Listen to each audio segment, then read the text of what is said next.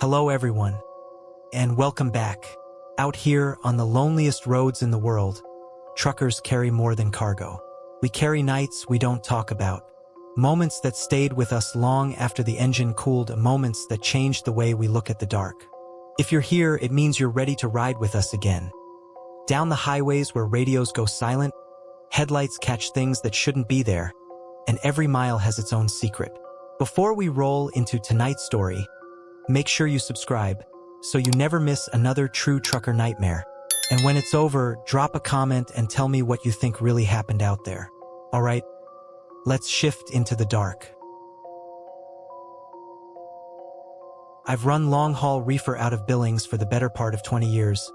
Beef, ice cream, frozen poultry, whatever fits in a 48-foot box and hums at -10.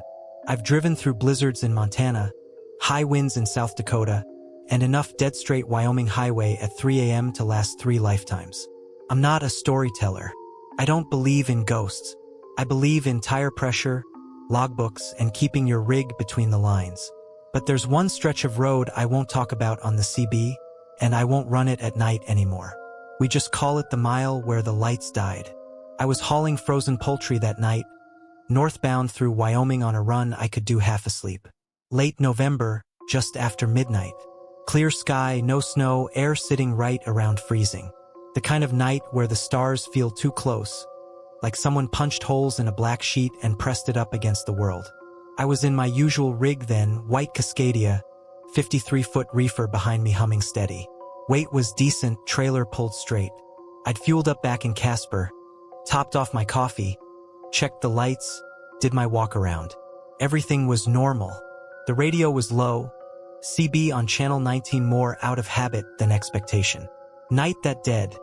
You don't hear much except the occasional bored voice 200 miles away asking if anyone's got eyes on a speed trap. I remember looking at the clock on the dash. 12:17 a.m. Road was empty. No tail lights, no oncoming glare, just that long silver ribbon unrolling in front of me under the beams. Reflective markers ticked by like a metronome. Thump, thump, thump of the seams in the pavement under the tires. Engine humming at a comfortable RPM. Hands at 10 and 2, steering wheel steady, cruise locked a hair under the limit. Everything felt regular. Then the temperature inside the cab dipped. Not much, just enough that I reached over and nudged the heat up a notch. My breath didn't fog or anything. It was just that subtle, metallic kind of cold, like standing in front of an open freezer door. The reefer unit droned behind me through the sleeper wall, a sound I'm more used to than my own heartbeat. That night it sounded just a little strained, like the compressor was working too hard. I glanced down at the gauges. Voltage, normal. Coolant, normal. Oil, normal. Clock read 12:18. When I looked back up, the stars were gone. You stare at dark sky long enough, you get used to the pattern of stars. There's a faint glow to them, even out in the middle of nowhere. But as I came over a slight rise, the horizon ahead turned black. Not night black, that soft, deep kind you can squint through, but flat, absolute, like the world just stopped existing beyond a line in the road. I remember thinking, that's weird fog. Except there wasn't any moisture on the windshield. No mist halo around the lights. The air was dry as bone. The CB, which had been whispering static, went dead quiet. Not even a hiss, just a vacuum. Radio's fine, I muttered, tapping the mic. For some reason, my own voice sounded wrong in the cab. Too loud, too alone. I eased off cruise, brought my foot down to the throttle. The truck kept speed, steady as ever, rolling toward that wall of black. At 12:19, my headlights hit it. Or they should have. 1 second, the highway ahead was lit up. Faded yellow lines, reflective posts winking back at me, pale shoulders of packed dirt. The next second, the beams just disappeared, like someone had cut them off with a switch 3 feet in front of the bumper. No fade, no dimming, just gone. My hand shot to the headlight knob on reflex. I flipped them off on high beams. Off on nothing. The little blue high beam indicator on the dash came on, but out the windshield there was only a slab of darkness pressed against the glass. For a heartbeat I thought I'd gone blind. I waved my hand in front of my face, saw nothing. Then I noticed something else. The dash lights were dimming.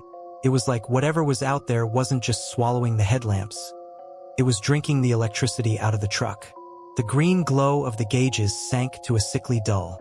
The numbers on the digital clock bled from 12:19 into a faint reddish smear I could barely read. The reefer hum faltered behind me, stuttered, then settled into a lower, slower drone, like it was running underwater. Instinct took over. I eased onto the brake, heart pounding. No sense slamming it, not if I might be on ice or... Hell, I didn't know what. The weirdest part? I could still feel the truck moving. The vibration through the seat, the subtle rhythm of the tires over the pavement seams. But there was no sway from the wind, no road noise, just that dampened thrum like I was driving through a padded tunnel. All right, Cole, something's wrong with the alternator. Electrical failure. Stay calm, I told myself. I said it out loud, clinging to the sound. My voice didn't echo. It just dropped straight down, dead, into the floor. Then the mirrors came alive. You spend enough nights on the road, you get used to checking your mirrors on autopilot.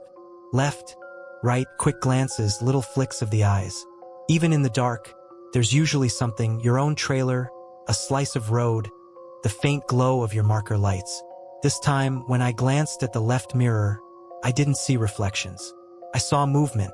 Something tall and thin was pacing the side of the trailer. At least, that's what my brain decided it had to be. There was no detail, no color, just absence. An outline cut out of the darkness that matched speed with my truck. Too tall for a person. Shoulders wrong, sloped and crooked, like it was put together without instructions. My chest tightened. I flicked my eyes to the right mirror. Another shape there. Different height, same wrongness. They weren't running. They weren't walking. They were just keeping pace, matching my speed like shadows glued to the trailer. I pressed the brake harder. The pedal traveled down smooth, but I barely felt any deceleration. The world outside was still nothing. No road, no horizon, just an ocean of black poured over the windshield and windows. Some part of me wanted to yank the wheel to do something. The rest of me stayed locked, white-knuckled, watching those silhouettes in the mirrors glide steadily alongside. The CB crackled. Not a normal crackle. Not the bright snap of someone keying up on a nearby channel. This was slow, like old paper tearing underwater. The speaker hissed with a low, distorted whisper. Cole! My whole body went cold. Nobody out there should have known my name. I hadn't said it on the radio. I hadn't checked in with dispatch since Casper. The voice came again, threaded through the static. It sounded like three people talking at once. Out of sync, overlapping in a way that made my teeth hurt. Cole, exit. Now. There is no exit, I whispered. My mind grabbed at anything rational. Some prank, malfunction, CB picking up cross-channel garbage. In the mirrors, the shapes were closer. They weren't quite clinging to the trailer anymore. They were angling in, drawing level with the cab doors, like they wanted a better look at me. The temperature in the cab dropped hard. My fingertips went numb on the wheel. I could smell something that didn't belong on the inside of a truck. Wet soil and cold iron, like a shovel left out in the rain. Okay, I said. Okay. Full stop. I mashed the brake pedal all the way down. The vibration under me faded. Not slowed. Faded. The sensation of movement just drained away, like someone turning volume down on a stereo. The engine still idled. I could hear it, a muffled thud thud thud from behind the dash, but it no longer connected to anything. I might as well have been floating. Then everything died. The dash went black. The reefer shut off mid-cycle. The CB cut to absolute silence. Even the little LED on my phone charger winked out. I sat in a truck that suddenly felt like a coffin, sealed, powerless, suspended in a void. For a while there was nothing. No sound, no motion, no sense of time. Then something tapped the driver's door. Once, twice. High up, about where an adult's forehead would be. It wasn't metal on metal. Sounded soft, like knuckles that had been soaking in water too long. I didn't look. Couldn't. Every instinct I'd built over 20 years. Blow the horn, grab the flashlight, check your surroundings. All of it froze under a weight of wrongness. The air in the cab felt thick, like breathing through soaked wool. The tap came again, slower this time. Whatever was out there was patient. Something brushed the glass. Not claws, not hands, just pressure, sliding down the window in a lazy line, leaving nothing behind. My eyes burned from staring straight ahead into the black. At some point, without realizing it, I squeezed them shut. I don't know how long I sat like that. The next thing I remember is light. Snapped back so fast it hurt. Headlights blazing down an empty stretch of Wyoming highway. Dash fully lit. Engine purring along at idle. Reefer roaring behind me like it had just kicked on for the first time all night. My foot was jammed on the brake. The truck was dead stopped in the right lane. Hazard lights blinking like they'd been on for hours. I sucked in a breath so sharp it made my chest ache. The sky ahead was clear, full of stars again. The reflective posts lined the highway like nothing had happened. A gentle breeze nudged the cab. The clock on the dash read 12:19. I checked it 3 times. Then I checked my phone. 12:19. I should have lost at least a few minutes. I felt like I'd been gone longer. But the world insisted only 60 seconds had passed between me seeing that black wall and whatever happened inside it. I eased the truck over to the shoulder and set the brake. Couldn't drive yet. My legs were shaking too hard. That's when I saw them. In the glow of my headlights, in front of the truck, the asphalt looked normal. Faded lane lines, a few old stains, nothing special. But right by my driver's side door, on the gravel shoulder below, there was a set of footprints. Not boot prints, not shoes, bare feet, muddy, too long, toes a little off like they'd been pulled instead of grown. They started right beside the step under my door, as if something had just climbed down from the cab, then walked forward a few paces. And then they stopped, not faded into the dirt. Stopped. The last 2 impressions weren't prints on top of the road. They were sunk into it like the asphalt had softened just long enough to swallow them up.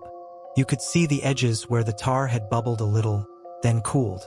I climbed down eventually, flashlight in hand, heart banging against my ribs. I walked around the truck, checked the trailer, the reefer, the tires. No damage, no burned out bulbs, no sign of anything, except those prints, leading away from my truck and vanishing into the road like the highway had taken them back. I tried to get a picture. Phone froze and rebooted every time I opened the camera.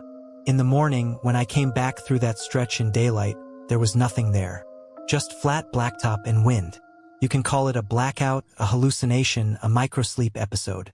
I've heard every explanation. I've tried to convince myself of a few. But there's a mile marker up there in northern Wyoming I won't run at 12:19 a.m. ever again. I don't key up on the CB when I'm near it. I don't look too long in the mirrors.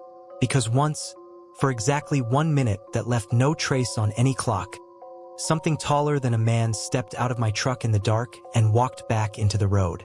And on quiet nights, when the reefer settles into that low, underwater hum, I still feel the moment the world went black and the truck kept moving through nothing.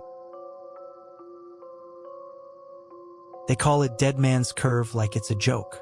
You know how truckers are, we nickname everything. Killer Hill, Brake Check Alley, Blood Alley. Most of the time it's just dark humor to pass the miles. But every now and then, one of those names isn't just about bad engineering or lazy DOT work. Sometimes the road earns it. My name's Hank Mercer. I've been running long haul out of Denver for 19 years. Mostly I pull dry van these days, but back then I was on a dedicated route for an auto parts outfit. Box brakes, rotors, belts. I knew every pass between Denver and Grand Junction the way some people know their own living room. Dead Man's Curve sits on one of those mountain passes. Officially, it's just a tight horseshoe bend hanging over a long drop, guardrail, warning signs, flashing lights on bad nights. You've probably driven worse. But the locals and the old-timers on the CB talk about that bend different. They say the road keeps a tally there. That night, I started my climb like any other. It was late October. First hint of winter biting at the elevation. I was in a blue Cascadia hooked to a 53-foot dry van. loaded just shy of legal with brake drums headed west. Left Denver around 10:30 p.m. Route was simple. Up through the pass, drop in Junction, swing back with an empty by morning. The sky was clear. No snow, no rain. Air so sharp it felt like you could snap it between your fingers. Traffic thinned out fast after midnight. Just me, a couple of distant sets of taillights, and the occasional set of oncoming headlights sliding past like ghosts. CB on 19, low in the background, usual mountain talk. Guys joking, complaining about rates, calling out state troopers and elk crossings. I still remember a voice from a guy in a Peterbilt saying, "Watch your speed past marker 63. Black ice last week." Some poor bastard almost took the scenic route down. Dead Man's Curve sits just past that marker. I checked my clocks. Little after 12:40 a.m. I had time in the log, fuel in the tank, and my nerves were fine. I'd run that pass a dozen times. I knew where to gear down, where to ride the Jake, where the pavement seams would thump under my tires. Nothing felt wrong. Not yet. The first odd thing was the wind. At that altitude you almost always have some kind of crosswind. It pushes at the trailer, tugs at your steering, hums around the mirrors. But halfway up, just as the road started to twist tighter, the wind stopped. Not eased. Stopped. The cab got weirdly still. No buffeting. No whistle under the door seals. The trees along the side of the highway, dark shapes in my headlights, weren't moving at all. Like somebody had pressed pause on the whole mountainside. I rolled my shoulders, tried to shake off the tension. Weather break, I told myself. Pocket of still air. Enjoy it. The second odd thing was the CB. Mountain passes are funny with radio. Sometimes you get skip voices bouncing off the atmosphere from states away. Sometimes you lose everyone for 10, 15 minutes. That's normal. This wasn't. I was in the middle of listening to a guy out of Utah tell some story about a chain-up when his voice just cut. Not faded under static. Cut. The speaker hissed once and then went absolutely dead. No crackle. No background hum. Just a solid, heavy silence.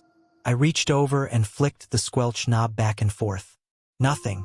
Turned the volume down, then up. Nothing. Hit the power button off, on. The little red LED came on like it should, but the airwaves stayed empty. "All right," I muttered. "You're alone for a while, Hank. No big deal." Except it felt like a big deal. Because now there was no wind and no voices. Just the engine.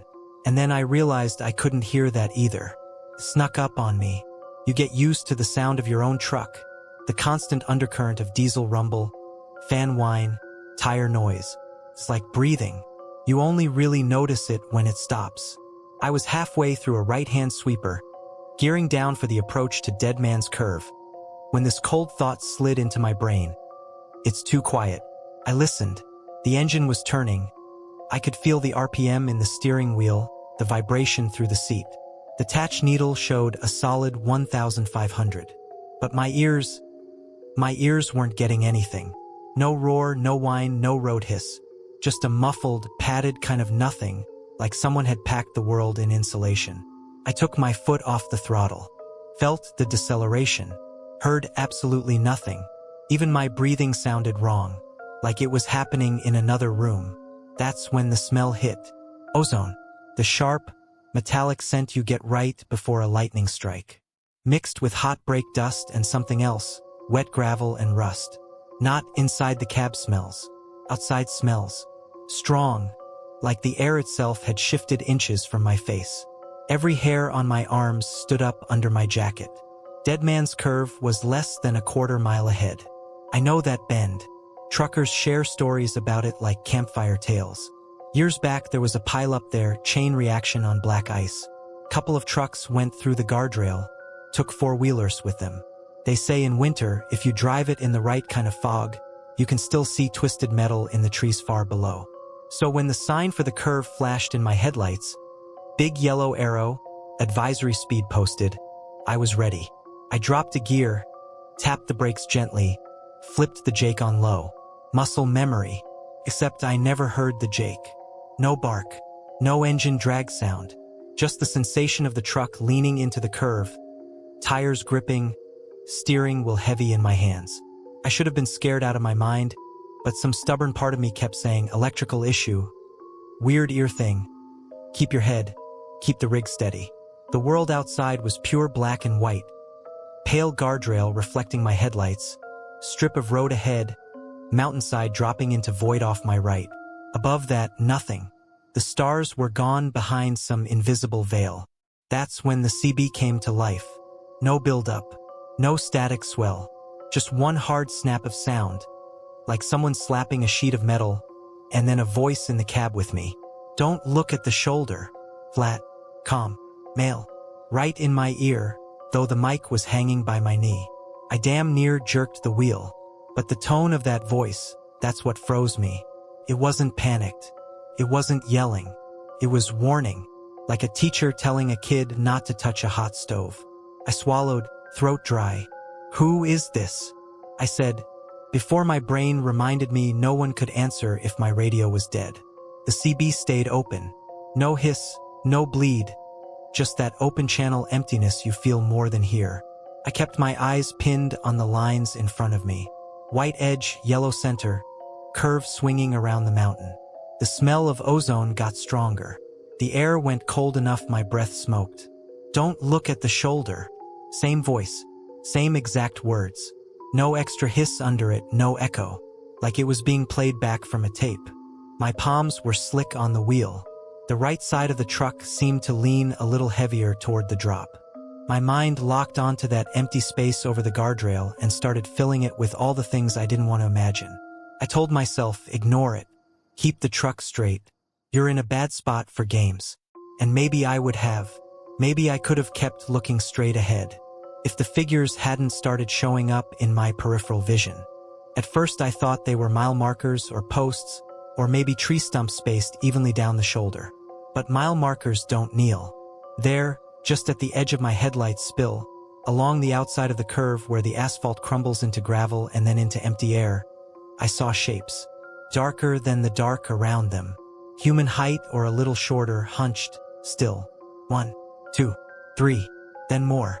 A line of them hugging the lip of the drop-off, maybe 10, maybe 20. It was hard to tell. Vision does strange things at night, especially when your brain is screaming don't look and you're doing it anyway. I broke. I turned my head. The world slowed down to a crawl. The line of figures stretched along the shoulder like a row of gravestones. Kneeling, all of them facing the road. Facing me. Heads bowed as if in prayer, hands resting on their thighs. They weren't solid. They weren't transparent either. They were absence. A cutout in the world, as if someone had taken a picture of the road and carved people-shaped holes into it. As my headlights swept over them, a few lifted their heads. No faces, just a deeper, lightless void where their features should have been. But I felt their attention hit me, heavy and cold, like somebody opening a walk-in freezer door. My chest clenched. My foot twitched toward the brake. The voice exploded through the CB, louder this time. Keep your eyes on the road. Short sentences, short breaths. The curve tightened. The guardrail came closer. The steering wheel vibrated under my hands. The first real, physical sound I could almost hear, a dim buzz through my bones. It grounded me just enough. I tore my gaze back to the center line. The truck held. Tires gripped. Frame leaned, then eased, then straightened as I followed the arc around the mountain. It was pure muscle memory at that point. All my years driving taking over while the rest of me sat frozen in ice. For a few seconds or years, I couldn't tell. The world was nothing but white paint, yellow paint, and that cold emptiness pressing against the windows. Then, like someone let go of the world's mute button, sound came roaring back. Wind slammed into the side of the trailer. The engine roared in my ears. The Jake barked. Gravel hissed under the tires where it had spilled onto the edge of the lane. I sucked in a breath so deep it hurt. The CB squawked with normal static and some guy 2 miles back asking, "Any westbound got a copy?" The sky was suddenly full of stars again. I eased off the throttle, heart pounding, and rode the rest of the curve like it was made of glass. When I finally found a turnout not far past the bend, I pulled over and just sat there, shaking, hands still welded to the wheel. I told myself I had imagined it. Stress, altitude, some kind of auditory hallucination. I told myself that so many times it almost sounded reasonable. Then I climbed down and looked at the shoulder. Under the harsh white of my headlights, the gravel strip along the guardrail looked undisturbed at first. Dust, small rocks, old scuff marks from tires that had gotten too close in winter. Then I noticed the lines. Parallel grooves in the gravel, spaced out every few feet, starting right at the edge of the asphalt and dragging toward the drop-off. Some of them shallow, some of them deep, like someone had dug in heels or fingers. They ended at the guardrail, not before it.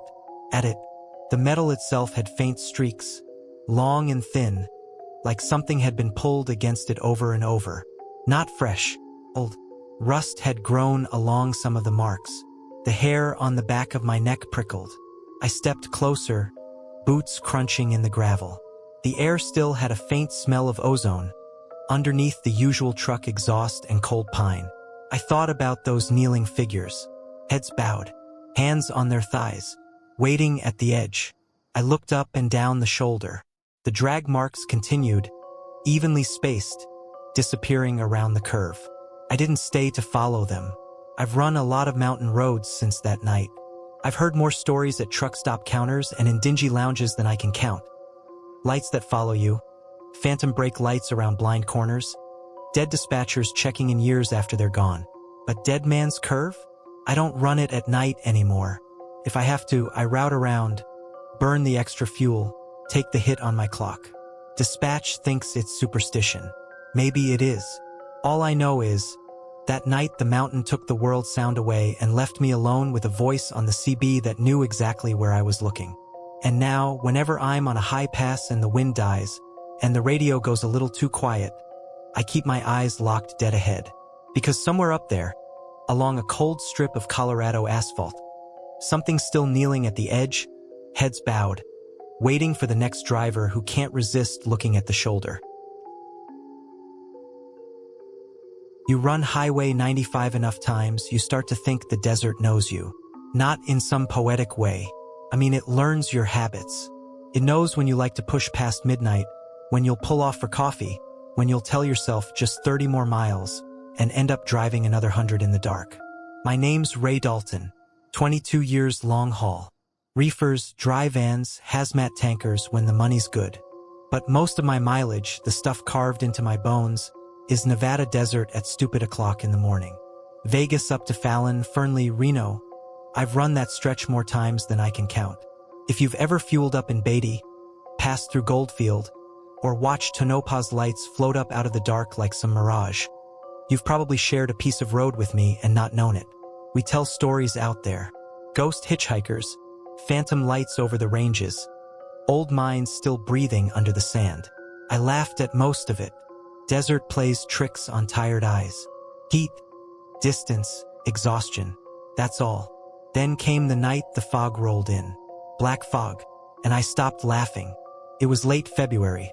One of those weird shoulder season nights when winter hasn't quite given up but the air smells like it might. I had a reefer full of frozen goods in a white Cascadia, running north on 95 out of Vegas, heading toward Fallon. Dead of night run, schedule tight but not crazy. I'd fueled, checked the trailer temp, topped off my thermos with truck stop coffee that tasted like burned pennies. Weather was clean. Sky moonless but full of stars. Those hard, cold desert stars that look almost too sharp to be real.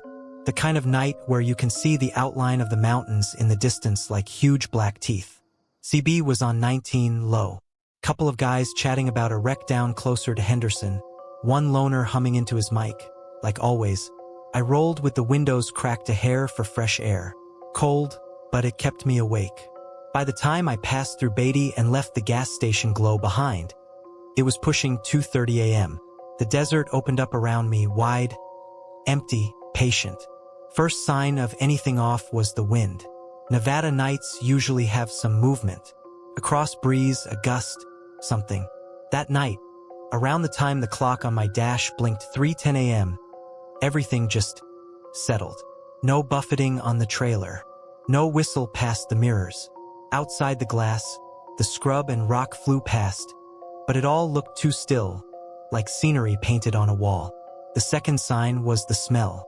There's a very particular scent the desert gets right before a dry storm, when lightning's flickering way off beyond the range but the rain never actually makes it to you. Ozone and dust and cold rock. I crawled into the cab through the vents in a slow wave. Ozone sharp enough to taste metallic, behind the usual reefer hum and coffee stink. I thumbed the vents closed, but it didn't stop. Just hung there, thin and insistent. I checked my gauges. Voltage steady. Coolant good. Reefer temp holding. Nothing wrong. That's when the CB died. It was mid-sentence. Some driver behind me talking about running up toward Ely, voice drifting through static. And then it cut. Not faded. Cut. The speaker popped once, like someone pulled a plug, and then there was nothing. No hiss, no skip, no background whisper. Just absence. I tapped the volume knob. Flipped to another channel. Nothing. Switched it off, then on again. The red power LED winked back at me obediently, but the world stayed quiet. So what? I muttered. Radio took a nap. Big deal. The problem was, it wasn't just the radio. As I eased back into that steady cruise, I realized I couldn't really hear my truck anymore either. The engine was working. I could feel it through the floor, through the wheel, the faint, constant vibration. The tatch said I was at a comfortable 65. Tires humming over asphalt. Reefer droning. But all of it sounded like it was behind glass, underwater, pushed 10 feet away from me. Like someone had stuffed the whole cab full of cotton. I swallowed, rolled my shoulders, told myself it was just fatigue, ears playing tricks. I've had that before. Hours behind the wheel can do strange things. Then I saw the fog. I've driven through Tule fog in California. Low rolling sea mist along the Columbia. Plain old whiteout snow in Montana. Fog is like any other hazard. Slow down, lights on, don't be stupid. This wasn't that. It started as a darker band on the horizon, low and thick, lying across 95 like someone had spilled ink over the road. There were no low clouds, no sign of moisture. Just a smear of pure black stretching from one side of the desert to the other. The closer I got, the more wrong it looked. Headlights should have lit it up, thrown at least a faint glow, caught some suspended particles. Instead, the beams just stopped, like they hit a wall that refused to reflect anything back. Smoke, I told myself. Maybe a brush fire, dust, something. But my nose, already full of that ozone bite, didn't pick up any burn. The air stayed dry and cold. 3:15 a.m. blinked on the dash. I hit the fog line, and the world went away. Crossing that line felt like driving into a tunnel with no walls. 1 second the desert was there. Faint outlines of rock and scrub, slice of sky, the ribbon of highway. The next, there was nothing beyond the hood. Not dim, not gray, nothing. My fog lights carved maybe 3-4 feet of weak glow in front of the bumper, then vanished into an absolute black that swallowed everything. The dash lights dimmed, like someone had dropped a tinted visor over them. Not dead, just weaker, washed out. The GPS on the dash flickered. The temperature inside the cab dropped hard. The vents poured out air so cold it hurt my teeth. My breath fogged in front of my face. I took my foot off the throttle, eased down on the brake.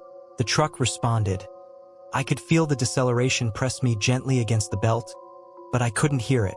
No engine whine, no tire noise, no reefer. Just that heavy, padded silence, pressing in from all sides.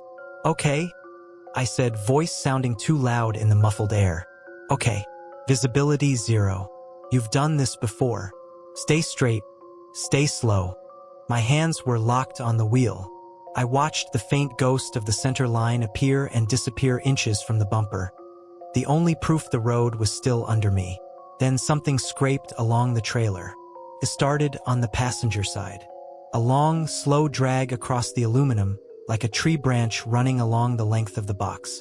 Except there were no trees. The sound, what little of it I could hear through that thick silence, made my skin crawl. Not metal on metal squeal.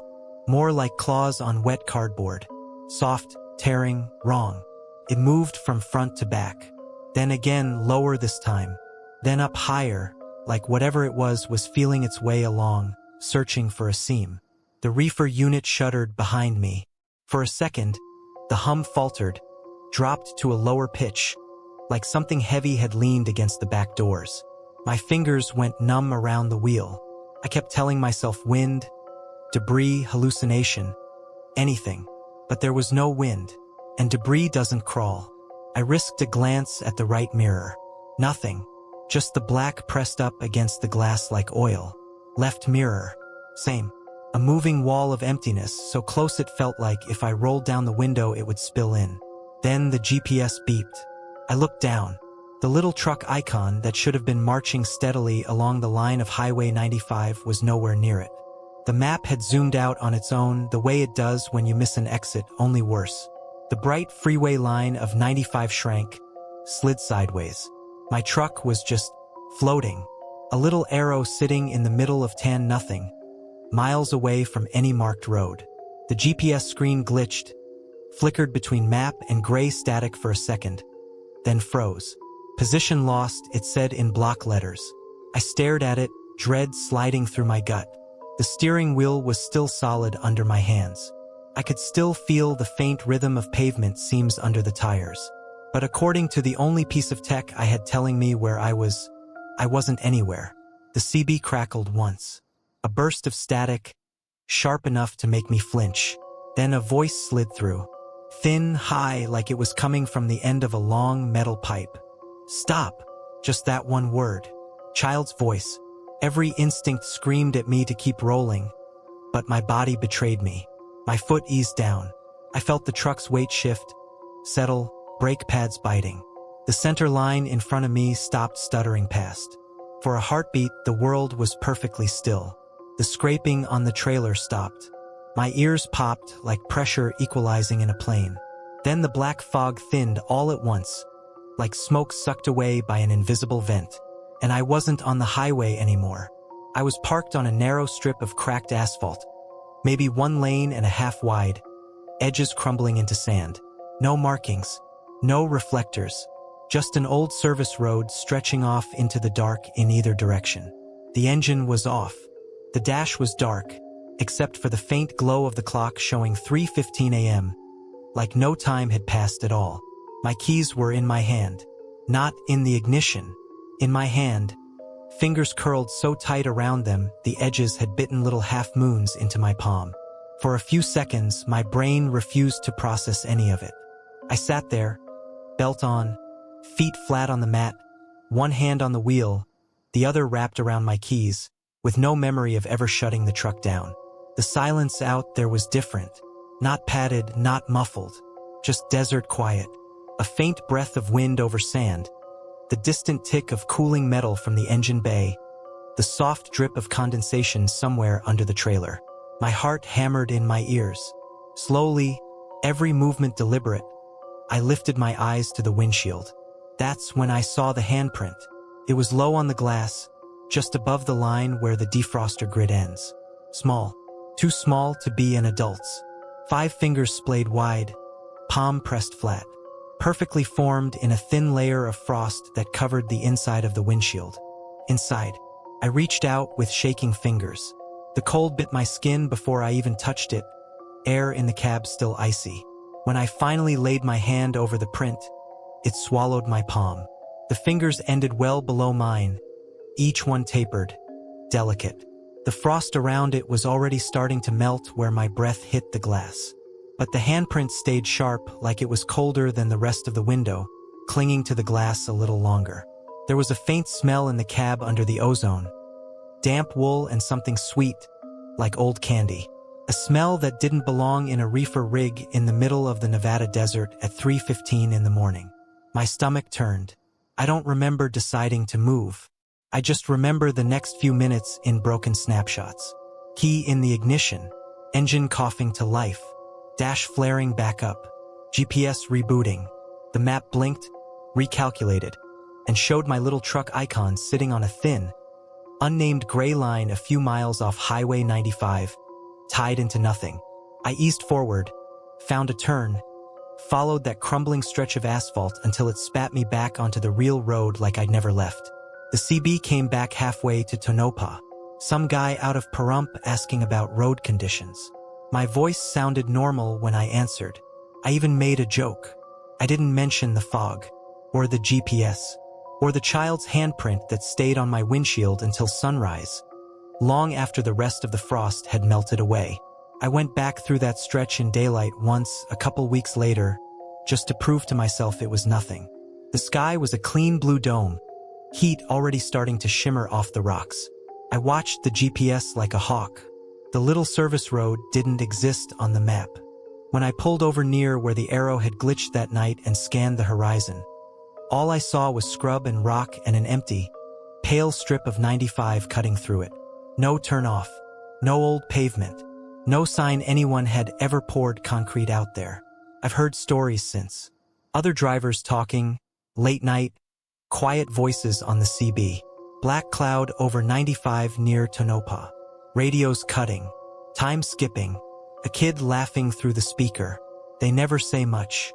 Guys like me don't like sounding crazy on an open channel. All I know is there's a piece of road out there where the desert closes in and the air smells like lightning, and if you hit it around 3:15 a.m., you might find yourself somewhere you don't remember driving to. If you do, check your windshield. And if you see a small handprint in the frost, pressed from the inside, do yourself a favor. Don't ask who left it, because some things out here in the dark already know the route better than your GPS ever will. They tell you the Midwest is boring. Long, flat, nothing but corn and sky. Guys out on the coasts joke about how Nebraska is one endless straight line you sleep through on cruise control. They've never really looked at that sky at 2 in the morning. My name's Mark Harlan. I've been running long haul since before we all had GPS glued to the windshield. Mostly I'm a corridor guy. I-80, I-70 coast-to-coast runs, whatever dispatch throws at me that pays on time. I've driven through blizzards in Wyoming, ice storms in Pennsylvania, and dust so thick in Kansas you could chew it. But the quietest, strangest night I've ever lived through was on a dead straight 2-lane in rural Nebraska, under a sky that just turned itself off. This was about 3 years back. Late September. I'd picked up a drive-in load of farm equipment parts in Ohio, headed for a distribution center in Cheyenne. Nothing fancy. Steel crates, box components, secure and balanced. I'd made good time through Iowa, so I decided to push a little deeper into Nebraska before taking my 10. The route wasn't mainline interstate. Dispatch had me on a state highway that tracked roughly parallel to I-80, quieter and a few miles shorter. I wasn't worried. Weather was clear, air cool, road dry. It was the kind of night you tell yourself you'll remember for the peace and forget for the miles. CB was on, low background chatter. Couple of local boys talking hog prices. A guy griping about construction back east. That soft hiss and murmur you get when you're not really listening, but you'd miss it if it wasn't there. The sky was ridiculous. Out there, away from the towns, away from the sodium lights, it opened up like a dome. Stars layered on stars, bright enough that the Milky Way looked like a smudge someone forgot to wipe off a black window. I remember thinking, if I ever stop doing this, that's what I'll miss. That sky. I wish I'd left it at that. It was just after 2:10 a.m. according to the dash. I cleared the last little cluster of houses a while back. No taillights ahead, no headlights behind, just my rig sliding through the dark, headlights carving twin tunnels in front of me. Road felt good under the tires. That soft, rhythmic thump of evenly spaced seams. The steer wheel had that slight rush of feedback you get at 60 to 65, enough to know you're not drifting. I passed mile marker 143. Green sign, white numbers, reflective paint winking as it slipped past the right side of my vision. A few minutes later, mile marker 144. Another few minutes, 145. Normal, comforting, even. Little proof that the world was arranged the way it was supposed to be. Then the air changed. There's a specific feel when a storm is coming. The wind shifts, pressure drops, air goes thick. This wasn't that. The wind didn't change. There really wasn't any to change in the first place. But the air in the cab tightened. I don't know how else to say it. Felt like the space around me got heavier. My ears popped like I'd gained altitude without moving. The faint hum of the tires seemed to pull back a few inches, as if the sound had to fight through something to reach me. On the CB, two voices overlapped. One guy laughing, someone else about to respond, and then they both cut off mid-syllable. The radio didn't pop, didn't squeal. The static just pinched out, like someone had pinched the line shut. I frowned, leaned forward a little, listening. Nothing. No hiss, no skip noise, no distant chatter. You don't realize how alive that little background noise makes the cab feel until it's gone. Radio died, I said out loud, more to hear a sound than anything. My own voice sounded flat, muffled. I reached over and flipped the squelch knob, then the volume, then the power. The red light glowed like normal. It just had nothing to glow about. Outside the glass, the stars burned on, indifferent, until they didn't. It happened all at once. One blink, that's all it took. My eyes dropped for a second to the speedometer, then back to the road, then up, and in that tiny gap, the sky went from full of light to absolutely empty. No fade, no clouds rolling in. 1 second there was 1,000 pinpricks of white, the next it was a solid, pitch-black bowl over my truck. My breath caught. I checked the rear view, the side mirrors, craning forward to see higher through the windshield. Nothing. No stars. No distant glow on the horizon from some unseen town. Just pure, unbroken black, like someone had put a lid over me. The headlights still worked. They pushed their pale beams forward, catching the lane lines, the roadside grass, the occasional reflectors. But beyond that modest radius, the darkness looked thicker than it should have, like it had weight. My fingers tightened on the wheel. Clouds? I told myself, even though my gut didn't buy it. Some kind of high overcast. No big deal. The air in the cab turned cold. Not like AC. This was that damp, metallic cold you get opening a deep freezer, the kind that clings to your knuckles. I glanced at the outside temp display. 49 degrees. Reasonable. But my breath had a faint fog to it that made no sense. My eyes went back to the shoulder. Mile marker 146 slid past. A few minutes later, mile marker 146 slid past again. I stared at it, brain fumbling. Same green sign, same bullet hole in the corner, same lean of the post. I told myself I'd misread the last one. Maybe it had been 145 and I was tired. Maybe 2 markers had been set wrong. I had a whole truck full of rationalizations ready to go. Then, not 5 minutes later, mile marker 144 went by on my right. I wasn't turning. I hadn't left the road. There had been no intersections, no ramps, just one long straight ribbon of asphalt under the wheels. But the numbers were wrong, out of order, like the highway had looped itself behind my back. Fatigue, I thought. Micro-sleep. I did a quick check. Both hands on the wheel, shoulders back, no head bob, eyes not burning yet. This wasn't that.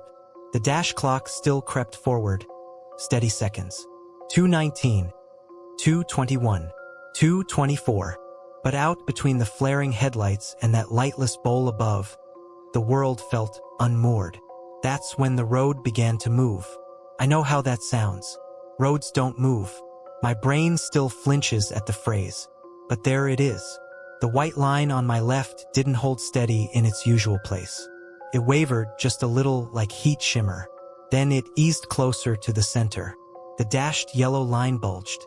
For half a heartbeat, it looked like the lane narrowed, then stretched longer than it should have, as if someone had grabbed the road in the distance and pulled. The steering wheel lost some of its usual vibration, like the truck wasn't quite connected to the pavement the same way. I blinked, hard, rolled my shoulders, checked my mirrors, habit more than anything.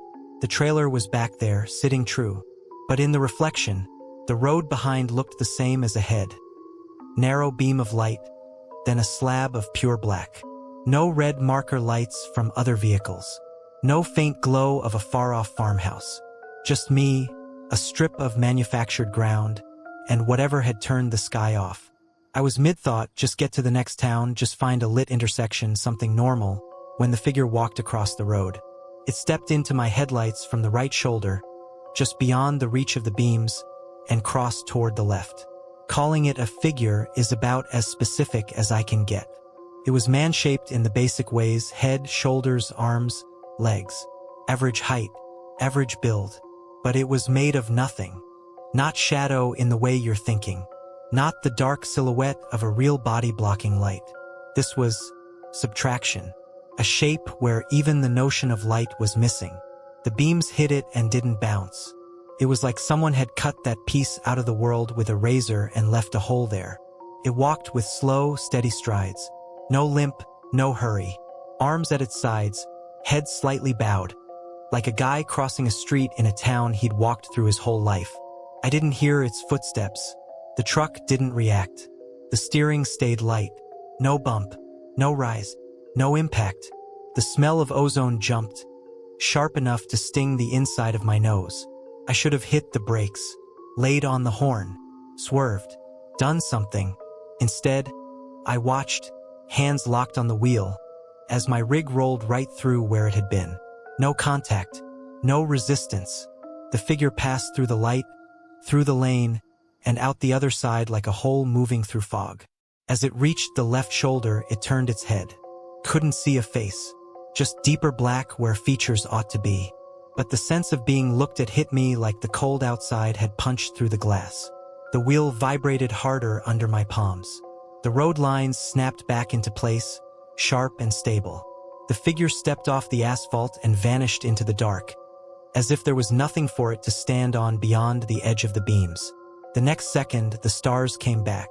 It was like someone flipped a switch. One blink and the sky went from blank to crowded. The Milky Way snapped into place overhead. A couple of faint red beacons from distant towers winked on the horizon. The CB gave a little burst of static as if it had been holding its breath. Yeah, I told him he was crazy to run that old cab over in this wind. A voice was saying mid-conversation like no time had passed. The air in the cab warmed a degree or two. My breath stopped fogging. Mile marker 147 passed on the right. Normal.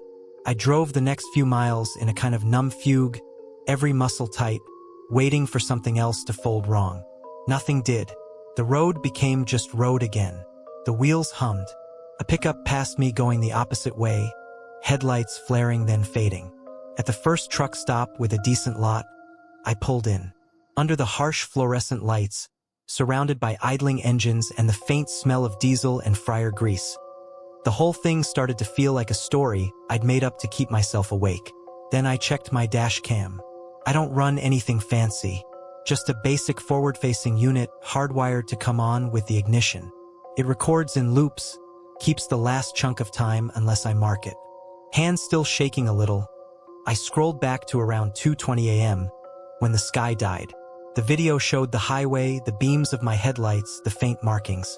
The sky in the footage, black, no stars. Confirmed I hadn't imagined that part. I scrubbed forward to where I remembered the mile markers repeating. The GPS info overlaid on the image stayed steady, but the signs passed in the order they should have. 144, 145, 146. No backtracking, no duplication. On the recording, everything looked boring. Normal.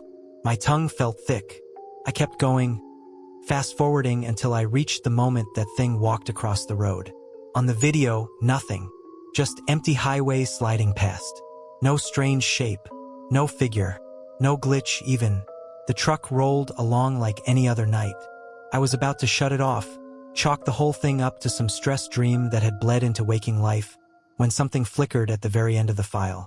The recording jitters for a split second, static lines, a little tear in the frame, and then the camera jumps to a single, frozen image. A face, or the idea of one, fills the frame. That same absence black, pressed up close to the lens. No features, just hollowness shaped like something that might smile if it had a mouth. It was inches away, too close to be standing on the road, too close to be anywhere but on the hood, staring straight in. The timestamp over the top read 2 hours, 27 minutes, and 13 seconds. The truck, according to the speed overlay, was doing 62. The image held for less than a second. Then the screen cut to static, then black. Recording resumed normally about 30 seconds later, as if nothing had interrupted it. I sat there in my bunk for a long time, dash lights off, engine ticking as it cooled, holding that little screen like it was something alive. Next morning, when I tried to pull the footage again, the file was corrupted. Unreadable, the system said. That one frame, that one proof, gone. I still run Nebraska. Freight doesn't care what you've seen. Schedule's a schedule. Bills are bills. But some nights, when the air gets too still and the sky looks a little too clean, I catch myself checking the stars more often than I should. Making sure they're still there. Making sure the road isn't stretching wrong at the edges. And every so often, out of reflex, I glance up at the dash cam, wondering what it's seeing that I'm not. Because I can live with the idea that I was tired, or stressed, or that the desert played a trick on my mind. What I can't shake is this. If nothing happened, if it was all in my head, then why did the camera, for one heartbeat I can't get back, show me something standing inches away from the lens on a night when all the stars went out? If you've never driven through Arizona during a blackout, you don't really understand what dark means. I'm not talking about a cloudy night, city 2 miles away kind of dark. I'm talking about every town, every gas station, every porch light cut off at the breaker. No glow on the horizon. No sodium orange. Just highway, headlights, and the kind of black that makes you feel like you're hauling through the inside of a closed coffin. Name's Daniel Rivas. I've been running long haul out of Phoenix going on 25 years now. Mostly I-10, I-40 back roads when dispatch thinks shaving 20 minutes is worth a migraine. I've driven in monsoon walls so thick my wipers might as well have been paper fans. I've pulled reefers, dry vans, doubles, hazmat. I've slept in truck stop lots from Yuma to Amarillo. I know Arizona asphalt like I know the lines on my own palms. And there is no exit where I got off that night. This was a summer run couple years back. Late August. The day had been one of those oven days where even the metal on the fuel island felt like it wanted to peel your skin off. By the time I left Tucson heading east with a loaded dry van of electronics, the heat had bled out of the sky and left the desert smelling like baked dust and hot rubber. First hint something was wrong came on the radio. I just cleared the city glow. The sky was the usual desert night. Big dome, scattered stars, faint smear of the Milky Way if you squinted. The CB was quiet enough that I flipped over to AM, looking for mindless talk to keep me awake.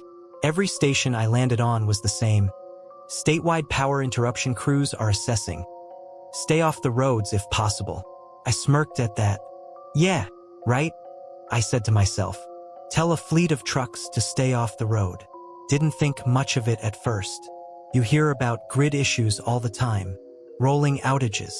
Heat waves squeezing the lines. I still had diesel. I still had a working engine. I'd be fine. Then I passed the first town with no lights on. Normally, when you run that stretch at night, you get these little islands of civilization. A handful of streetlights, a gas station, maybe a motel with a flickering vacancy sign. This time, the cluster of buildings just slumped in the dark. No window glow. No signs. The gas canopy stood like bones picked clean. Even stranger, the sky above it looked darker. Like the absence of light on the ground sucked something out of the stars. The CB started to die down. Fewer voices, then none. The carrier light on my unit still came on when I keyed the mic, but the background static felt thin, stretched. I checked my dash clock. 1:37 a.m. I figured I'd put another hour in, then find a ramp or rest area to park up and grab a few hours of sleep. Running on dark roads with dark towns wasn't my idea of safe, but I was used to worse.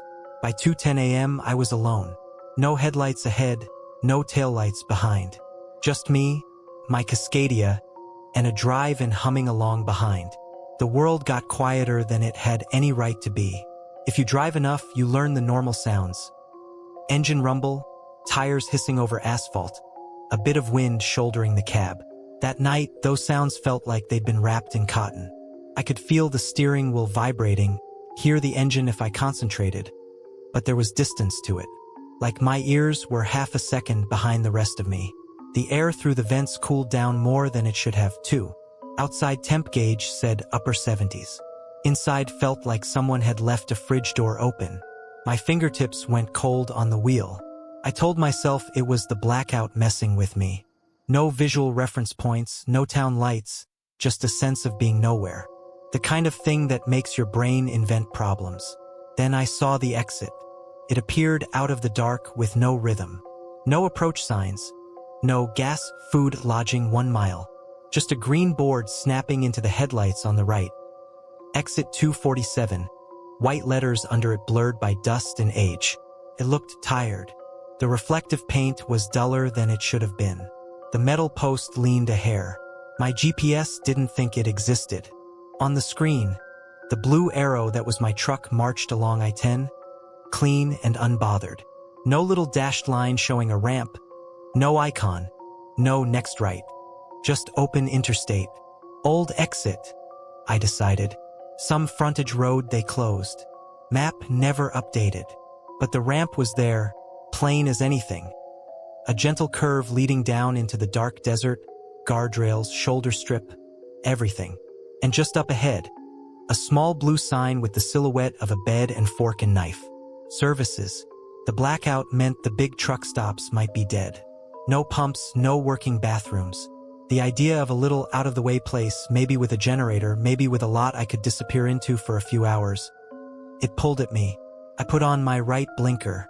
The indicator on the dash ticked loud in the quiet. The GPS arrow went on its merry way without showing a ramp. I'll just check it out, I told myself. If it's nothing, I turn around. I eased onto the off-ramp. You ever drive into moonlight that feels wrong? The interstate behind me was pure headlight and black, the kind of sharp contrast you get on a moonless night. But as I rolled down the ramp, the darkness shifted color. A faint bluish glow crept up from nowhere, like I'd driven underwater toward some distant pool light. The concrete of the ramp took on this washed-out, underwater tone. My headlights still did their job, but there was this extra sheen over everything, cool and unnatural. At the bottom of the ramp, I expected the usual intersection, stop sign, maybe a perpendicular highway. Instead, the ramp just spilled onto a single 2-lane road. No cross street, no on-ramp back the other way. Just one narrow strip heading straight ahead, lined with houses pressed close to the asphalt on both sides. The bluish light seemed to come from everywhere and nowhere. No street lights, no porch lamps. The sky above was that blackout dome, starless. But the road glowed like it was soaking up light from the ground. I slowed to a crawl. 30, 20, 15. The houses were wrong. They were the kind you see in old desert communities, single-story, stucco, low roofs, a couple with carports. But every window, every glass surface, was smeared with something so black it drank the light. Not curtains, not boards. Soot-black grime, layered thick, like someone had stood inside and pressed handful after handful of ash against the panes until nothing could be seen in or out. No cars in the driveways, no trash cans, no yard lights, just dark rectangles ringing the truck as I crept past. My engine the only moving thing in that washed-out world. The smell hit me halfway down the block. At first it was just wet dust and cold air. Then there was another note underneath, old smoke, the ghost of something burned long ago. Not fresh, not acrid, stale, like the inside of a fire-damaged house that's been sealed and forgotten. I flicked my eyes to the GPS again. It showed my arrow hanging off in blank beige. No roads under it. The highway I'd left hung above, like I'd somehow sunk underneath it. Probably an old development, I muttered, though my voice sounded thin. Lost its listing. Database never updated. My headlights picked out more of those blind houses. The bluish glow stayed steady. No brighter, no dimmer. At the end of the road, she was waiting. She stood dead center where the pavement faded into more darkness. Just a woman at first glance. Average height, long hair hanging down over her shoulders, dress that might once have been white catching the faint glow. She was waving, not the casual wave you give a passing truck. This was frantic. Short, chopping motions, both arms, like she was trying to flag down a rescue helicopter. Instinct pulled my foot toward the brake. Training pushed back. People in the road are trouble, especially at night, especially in places that shouldn't exist. I let the truck roll slower, engine idling low. 10 miles an hour. 8. As I drew closer, I saw details. Her hair was the color of wet sand, but it hung too limp, like it hadn't dried right in a long time. Her dress clung in places and billowed in others, as if there were a breeze I couldn't feel. Her bare feet were planted right on the center line. I blinked, and she was gone from the road. Something moved at my window. She was right there, inches from the glass, level with my door. No transition, no time for her to cross that space. One heartbeat she was at the end of the street. The next she was beside me, keeping perfect pace with my slow roll without moving her legs at all. The bluish glow came up under her face, turned her skin almost translucent. Up close, I saw how pale she really was. Not the pale of a night shift worker, but the pale of paper left in a drawer. Her eyes weren't empty or black. That would have been easier, in a way.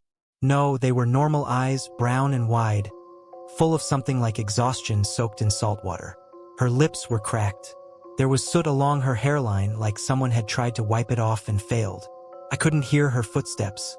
Couldn't hear anything but my own breathing and the distant, underwater hum of my engine. Her head turned with mechanical smoothness, tracking me. When her face lined up with mine, she leaned closer. The cold coming off the glass was so sharp it burned my cheeks. Her mouth moved.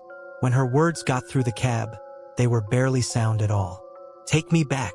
Just that. 3 words. Not a plea exactly. Not a demand. More like she was stating a destination. My body reacted before my brain decided anything. Every muscle screamed retreat. I stomped the throttle. The engine roared, finally sounding real again. The truck lurched forward, turbo whining. For a second, I lost sight of her in the angle of the door. Then she was gone. I didn't look in the mirrors, didn't scan the sides. I stared dead ahead as the houses blurred past, their soot-black windows watching me with 100 blind eyes. The bluish glow didn't brighten or dim. It just stretched, that weird underwater feeling pulling at the edges of my vision. I clung to one thought: find the ramp. Get back to the interstate. The road seemed longer going back. My heart hammered loud enough I could feel it thudding in my fingertips where they wrapped the wheel. The smell of old smoke thickened, then thinned. Then, just as suddenly as I'd driven off it, I hit the interstate again. No merge, no ramp curve. One moment it was narrow, watery lit lane. The next my headlights were back on I-10's wide, familiar stripes. Reflectors flashed. Overhead, the blackout sky loomed, starless. I checked my mirrors. Nothing behind me but a long, empty stretch of asphalt. The GPS arrow hopped, glitched, then settled neatly back on the highway line like it had never left. I didn't stop that night, didn't pull off. I drove until dawn painted the horizon and the blackout finally broke, town by town flickering back to life. The next morning, in full ugly daylight, I went looking. If you run a route enough, you remember landmarks. I knew roughly where that exit had been, between 2 particular mile markers, just after a bend in the road and a sag in the guardrail. When I hit that stretch around 10 a.m., sun high, desert shimmering, there was nothing there. No signpost, no gore point, no paved ramp dropping away. Just unbroken shoulder, scrub brush, and then desert folding out to the horizon. I pulled onto the gravel, hazard lights clicking, and walked the edge. The sand was undisturbed. No old roadbed, no hint of cut or fill, like nothing had ever been poured there. My GPS map was clean. No frontage road, no tiny service town, just tan space. When I mentioned it at a truck stop diner later, half as a joke, half fishing for some local explanation, the waitress went quiet and the driver in the corner stopped stirring his coffee. During the blackout? He asked. Yeah. He stared at me for a long second, then looked away. Power goes out, sometimes old things show up, he said finally. Places that didn't make it. Places that shouldn't be there anymore. Best thing to do is don't stop. Don't pick anybody up. He didn't meet my eyes again. I still run nights. Still run Arizona. Bills don't care if a stretch of road decided to pretend it was something else for half an hour. But I watch my GPS closer now. I pay more attention when dispatch routes me over shortcuts I've never heard of.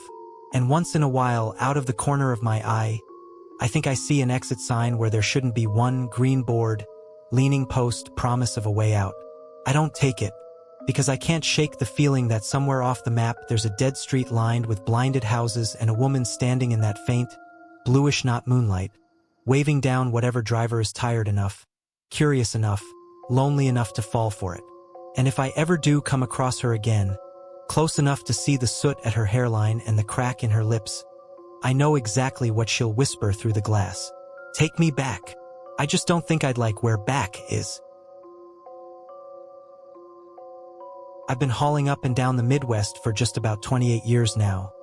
Grain, lumber, reefers, whatever pays and doesn't leak. I've crossed the Mississippi more times than I care to count. Cairo, St. Louis, Memphis, Dubuque. Big steel skeletons and old concrete relics. All of them rattling under 40 tons of truck and trailer. You do this job long enough, bridges start feeling like speed bumps. You don't think about what's under them. Until one night, the river disappears. This was about 4 years ago, late autumn.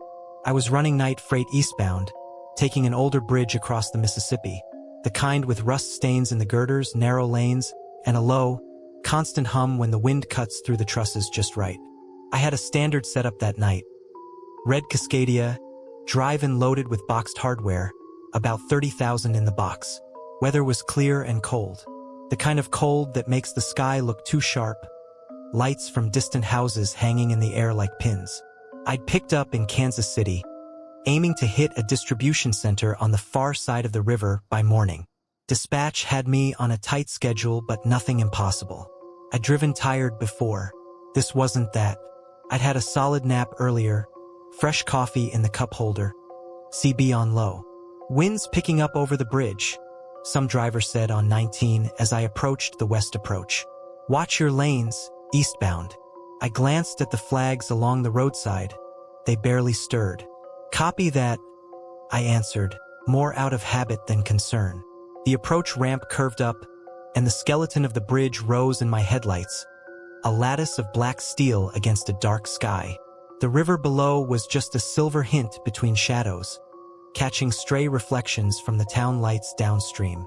I rolled onto the deck right at 2:07 a.m. If you've never driven a heavy rig over an old bridge at night, there's a feel to it. A change in vibration, a different hum under the tires. Concrete gives way to expansion joints and steel, and you feel the whole structure flex just a hair under your weight. The steering wheel buzzed. The trailer tugged gently as we climbed into the truss. Overhead, yellow sodium lamps cast dull pools of light along the roadway. On my left, the faint glow of a small town. On my right, open dark and river. CB chatter faded into a comfortable background hiss. Someone a few miles back was talking about a truck stop pie. Normal stuff. About a quarter of the way across, the air in the cab turned colder. Not a subtle thing. One moment the heater had the cab at that usual lukewarm, dry comfort. The next, it felt like someone had cracked open a walk-in freezer. The vents blew air that smelled faintly metallic and wet, like river mist off ice. I reached over and nudged the temperature up a notch. The fan kicked a little harder, but the cold clung. Must be the river, I told myself. Air's different over water. The CB hiss thinned. Somewhere behind me, an engine brake barked, then cut off mid-note. The sound didn't fade, it just stopped, like someone lifted the needle off a record. The hair on my forearms stood up. I passed under another sodium lamp. Its yellow halo wrapped over the hood, and then went out. The next light never came. I didn't notice right away. My headlights were still on, carving their usual twin tunnels down the lane. But then, in the mirrors, the glow off the trailer's sides vanished. I flicked my eyes up to the overhead lamps farther along the bridge. They were gone. No orange dots, no dull glare. Just the black geometry of steel trusses fading into nothing. Then, all at once, the world snapped dark. Every external light on the truck died in the same instant. Headlights, marker lights, trailer LEDs out. The sodium lamps overhead were already dead. The glow from the town on the far bank winked out like someone had pulled the plug on the horizon. Even the lighted buttons and gauges on my dash went black. I mean, all of it. No flicker, no dim. One moment my world was lit. The next I was sitting in a rolling coffin with nothing but the faint impression of movement under me. My first thought was electrical failure. Alternator, I muttered, heart hammering. Battery line, total loss. Training kicked in. I reached for the four-way switch out of pure reflex, and my fingers hit plastic in the dark. But there was no click, no indicator flash. Nothing. Then I realized something else. The river was gone. There's always something from a river at night. A glow, a reflection, a suggestion of light or dark. Even in a blackout, you get a hint of dimension, a suggestion of depth in the way the sky meets the water. Outside my windows, beyond the faint outline of my own hood, there was nothing. No sheen, no shift, just a flat plane of black that didn't look like absence of light so much as the presence of something else. My engine was still running. I could feel a low vibration through the seat, a muted thrum in the wheel, but the sound of it had been sucked out of the world. The usual low growl might as well have been 10 miles away. The CB was dead. No static, no carrier hum. Just a dead, airless silence pressing on my eardrums. I eased off the throttle, foot feeling blindly for the brake. It went down and I felt weight shift, the trailer nudging forward, suspension complaining in tiny creaks I experienced more than heard. The truck slowed, but not the way it should have. Felt like pushing into a current. Like something thick was pressing against the front of the rig, resisting forward motion. I gave it a touch of throttle to test it. The pedal went down. The engine response was there under my boot, vibration, a faint mechanical surge, but the speed barely changed. Whatever was in front of me didn't care that I was trying to move. The air smelled wrong now. River damp mixed with hot metal and that sharp tang of ozone you get after lightning. That's when something touched the hood. I didn't see it appear. One heartbeat, there was nothing in front of the truck but that solid wall of black. The faint mental picture of the bridge deck and railings still under my wheels. The next heartbeat, there was a shape. It leaned against the hood like a tired man might lean on a bar. Hands, or what passed for them, splayed wide near the top of the grill, elbows bent, shoulders hunched just slightly, head tilted down as if peering at me through the glass. It was human-sized, human-shaped, but it wasn't a person. No clothes that I could see. No hair. No shine on skin.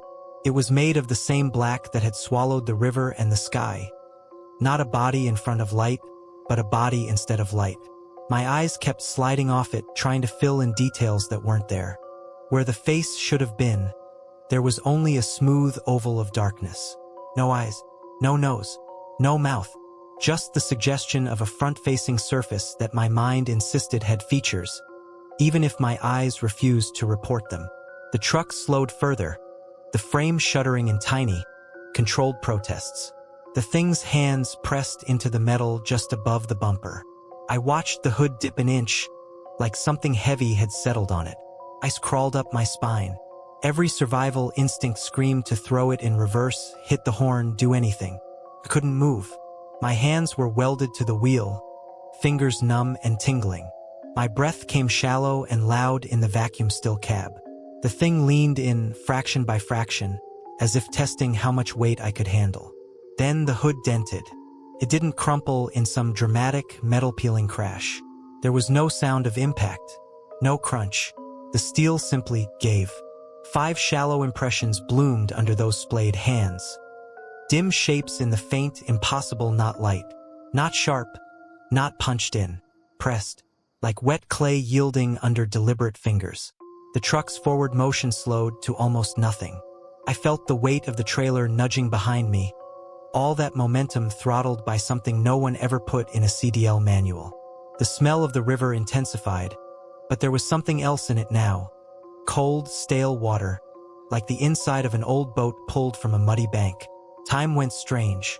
I don't know how long I sat there rolling inches at a time. A faceless nothing leaning on my rig in a world where neither side of the bridge existed. Long enough for my jaw to ache from clenching. Long enough for my eyes to water from not blinking. Then, just as calmly as it had appeared, the thing shifted its weight back. One hand lifted off the metal, then the other. The dent stayed. It straightened up or gave the impression of it. The featureless head tilted, like a curious dog watching a TV. I got the sensation, not the sight, the sensation of being looked at. Not my truck. Me. Through the glass, through the dark, pinned. My skin felt too tight. My tongue stuck to the roof of my mouth. And then it turned away, its edges smearing into the black like ink spilled in ink. The pressure in front of the truck vanished. The lights came back like someone throwing up a stage curtain. Headlights snapped on, blasting the bridge railings and the wet gleam of steel. Marker lights flared. Dash woke up in a riot of colors. Gauges, indicator LEDs, GPS flickering as it reconnected. The sodium lamps overhead blinked in staggered pairs, some failing, some buzzing, some pouring weak orange onto the deck. Across the span, the town on the far bank glowed again. Streetlights, windows, the distant yellow of a refinery flame. I sucked in air so fast it hurt. The CB crackled with overlapping chatter. "You guys feel that surge? Must be the substation." Told him this old grid can't. "Eastbound on the bridge, you good? You slowed way down there, man." My voice came out hoarse when I thumbed the mic. Yeah. Electrical weirdness. I'm rolling." I eased back onto the throttle. This time, the truck responded like it should. The vibration through the wheel felt blessedly normal. In the mirrors, the trailer's sidelines glowed steady. Only one thing spoiled it. When the road ahead dipped and the railing opened up enough to see down, the river wasn't its usual muddy silver. For a second, just a second, it was a flat, lightless void under the bridge. No reflection, no hint of current, like someone had painted over the world below. I blinked, and the Mississippi came rushing back, dark, moving, flecked with stray reflections from the town. I got off that bridge and didn't stop until I was parked in the distribution center lot. Brakes set, hands still shaking on the wheel. In the harsh safety of the yard lights, I climbed down to check the hood. The dents were there. 5 of them, palm-sized, shallow, spaced out in a pattern that matched where I'd seen those hands. The paint wasn't cracked. No scratches. Just smooth metal bowed inward, like the truck itself had decided to exhale in 5 places. I ran my fingers over them. They were cold. Not night air cold. Not metal that hasn't moved cold. Refrigerated. The kind of chill that bites into your fingerprints. My hand came away damp. I held my fingers up to the light. Clear water beaded on my skin, then trickled down. No smell, no color. Just wet. A trail of droplets led from the hood, down the plastic grill onto the bumper, and then dripped in a faint line toward the pavement. At the edge of the concrete pad, where the light didn't quite reach, I saw them. Wet footprints. Bare, human-sized, walking away from the front of my truck. Each step glistened on the dark concrete, then faded into the gravel at the lot's edge. Beyond that, darkness. Nothing. They led in the direction of the river. I told myself a dozen stories after that. Surge on the grid knocked the lights and fried my perception. Some idiot climbed on my truck as a prank. Condensation pooled weird and dripped in a way that looked like prints. The mind will grab at anything to file a thing like that into a folder marked explainable. But dents don't appear from nowhere. Water doesn't walk. I've crossed a lot of bridges since that night. New ones with wide lanes and clean paint, old ones that squeal and rattle. I still cross this one when the route demands it. Bills need paying. I just make sure I hit it in daylight if I can. And on the rare occasions I find myself halfway across after dark, with the river sliding by under my tires and the truss humming overhead, I watch my lights reflected on the hood. I listen real close to the engine, because I know now there's a moment where the world can go dark without warning, and something that doesn't belong on either bank can lean on 40 tons of truck like it's nothing. And every time I feel the bridge shudder under me, I can't help thinking of those cold dents and those vanishing footprints heading back over the edge into the black. I still don't look too long into the water, and I still don't like how quiet it gets when the CB goes silent on that span. They say the plains are boring. Straight road, flat land, nothing but fields and sky. Guys who run mountain passes or coastal routes think Kansas and Nebraska are where you go to fall asleep at the wheel. They don't talk about the places where the dark feels too heavy. My name's Tom Keegan. I've been pulling dry van and reefer through the Midwest for just over 22 years now. I-70, I-80, the smaller state highways that snake between them. If there's a grain elevator within 3 states, I've probably seen it in my mirrors. I'm not big on ghost stories, I believe in weight limits, tire tread, and the way a truck starts to talk to you when you've owned it long enough. But there's a stretch near mile 286 on a state route I don't like to name anymore. There's a valley there. And once, it went dark in a way that had nothing to do with night. This was early November, maybe 5 years back. The kind of cold where the world feels clean and brittle. I was running eastbound with a half-full reefer, frozen vegetables out of Colorado, headed toward a distribution center outside Kansas City. My rig then was a white Cascadia, 10-speed, nothing fancy, but she pulled steady. I'd had a decent nap that afternoon, grabbed fresh coffee at the last truck stop, and decided to put in a solid night run to stay ahead of schedule. The route had me off the main interstate, cutting along a 2-lane that rolled through low valleys and past farmland. Quiet road, no heavy traffic, no city glow bleeding into the stars. CB was on 19 low, mostly silence, just the soft hiss and the occasional distant voice from someone far off on the interstate. I checked the dash clock as I cleared the last small town. 1:23 a.m. Sky was clear, stars scattered above like salt. Air coming through the vents had that metallic, leafless smell of cold dirt and harvested fields. A few miles ahead, I could see the faint dip where the road dropped into a wider valley. I'd been through it plenty of times. Gentle grade down, bridge over a dry creek bed, then a long pull back up. On both sides, big open fields that were either corn or soy depending on the year, with a few scraggly trees marking old fence lines. I remember thinking, get past the valley, find a wide shoulder, maybe park up if the eyelids start to get heavy. They never did. The valley woke me up in a different way. It started with the stars. Out ahead, right where the road dipped, the night sky looked wrong. Not cloudy, there were no clouds that night, but empty. A band of pure, inky black hung over the valley, as if someone had laid a strip of black tape across the sky. Above me, behind me, to the sides, the stars shone like normal. Ahead, they just stopped. I frowned, leaned forward over the wheel like that would change the view. Fog, I muttered, even though it didn't look like fog. No low-lying mist, no soft halo around the nearest farm lights. Just a clean cut where the heavens ended. The CB hiss thinned to almost nothing. Not off, not silent. Just stretched like the signal was trying to reach through something thicker than air. The outside temp gauge read 32. Freezing, but not unreasonable. As I rolled closer, my headlights washed the edges of the valley, catching the pale trunks of a few scattered trees, the glint of a metal gate. But the low ground itself, the light never touched it. From my seat, it looked like a bowl full of nothing. A space carved out of the world where the beams just died. I could have turned around, found another route. I told myself that later. In the moment, momentum won. I'd been driving long enough that the idea of stopping for anything short of visible danger didn't feel real. I downshifted one gear as I started down the grade, more by habit than need. That's when the temperature dropped. It was like opening a freezer door in a refrigerated warehouse. One breath, I was in a mildly chilled cab. The next, I was sucking air that felt like it had never been warm. The vents blew cold straight through my jacket.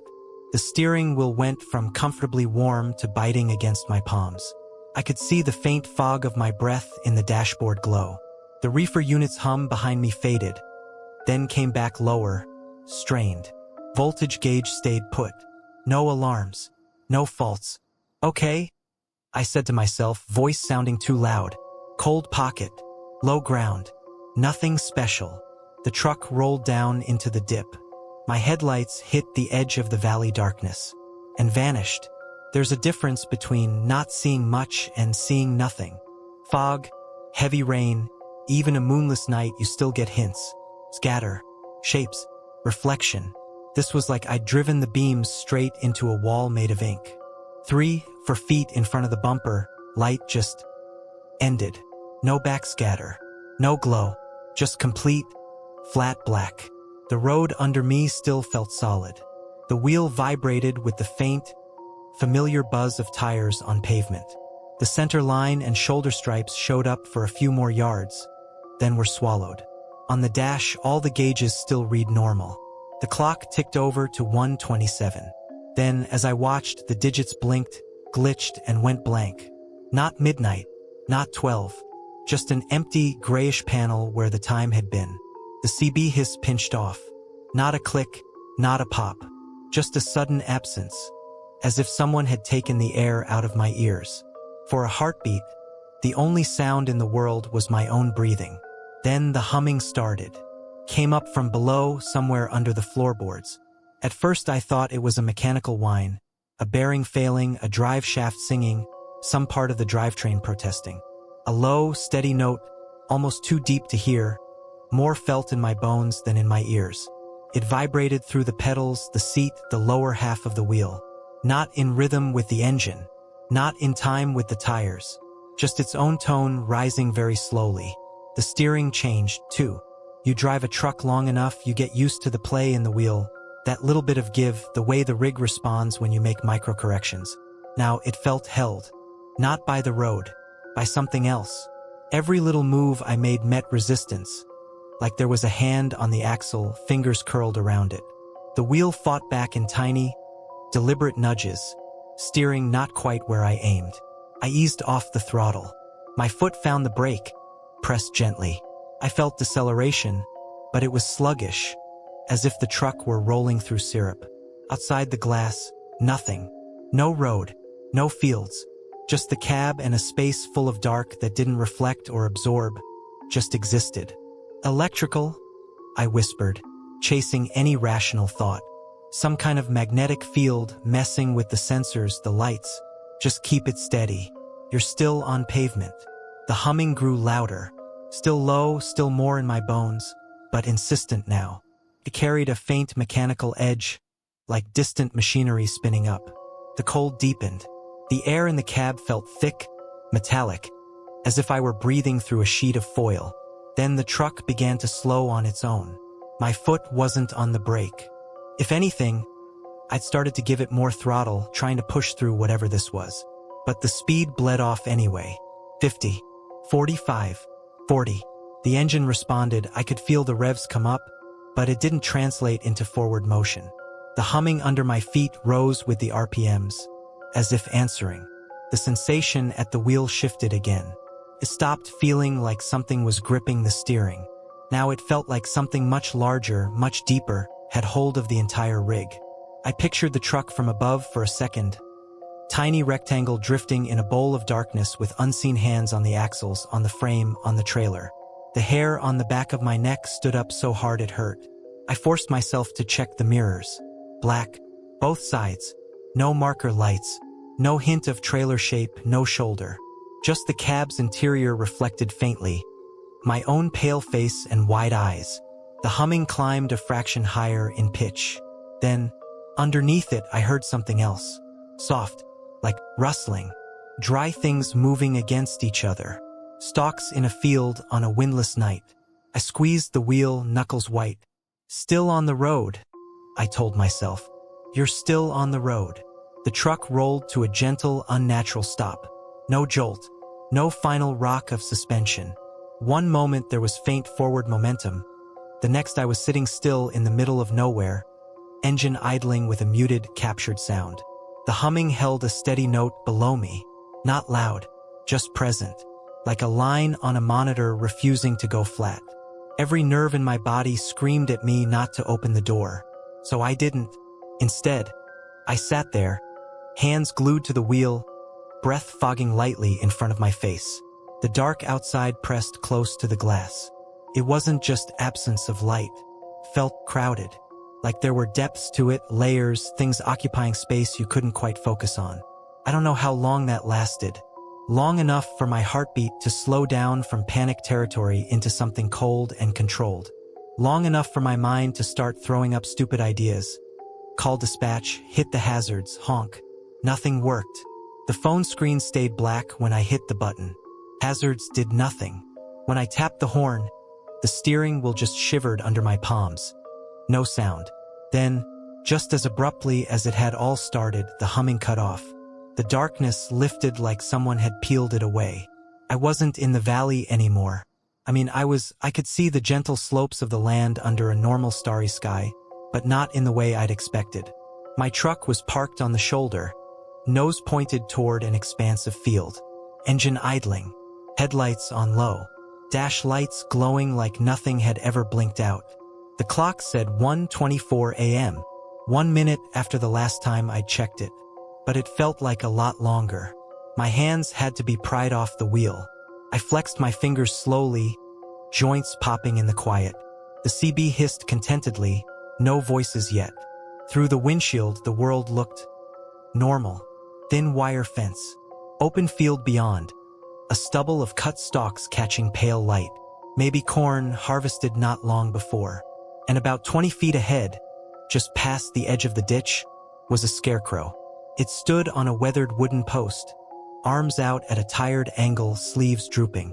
The head was the usual sack or burlap, tied off at the neck, featureless from where I sat.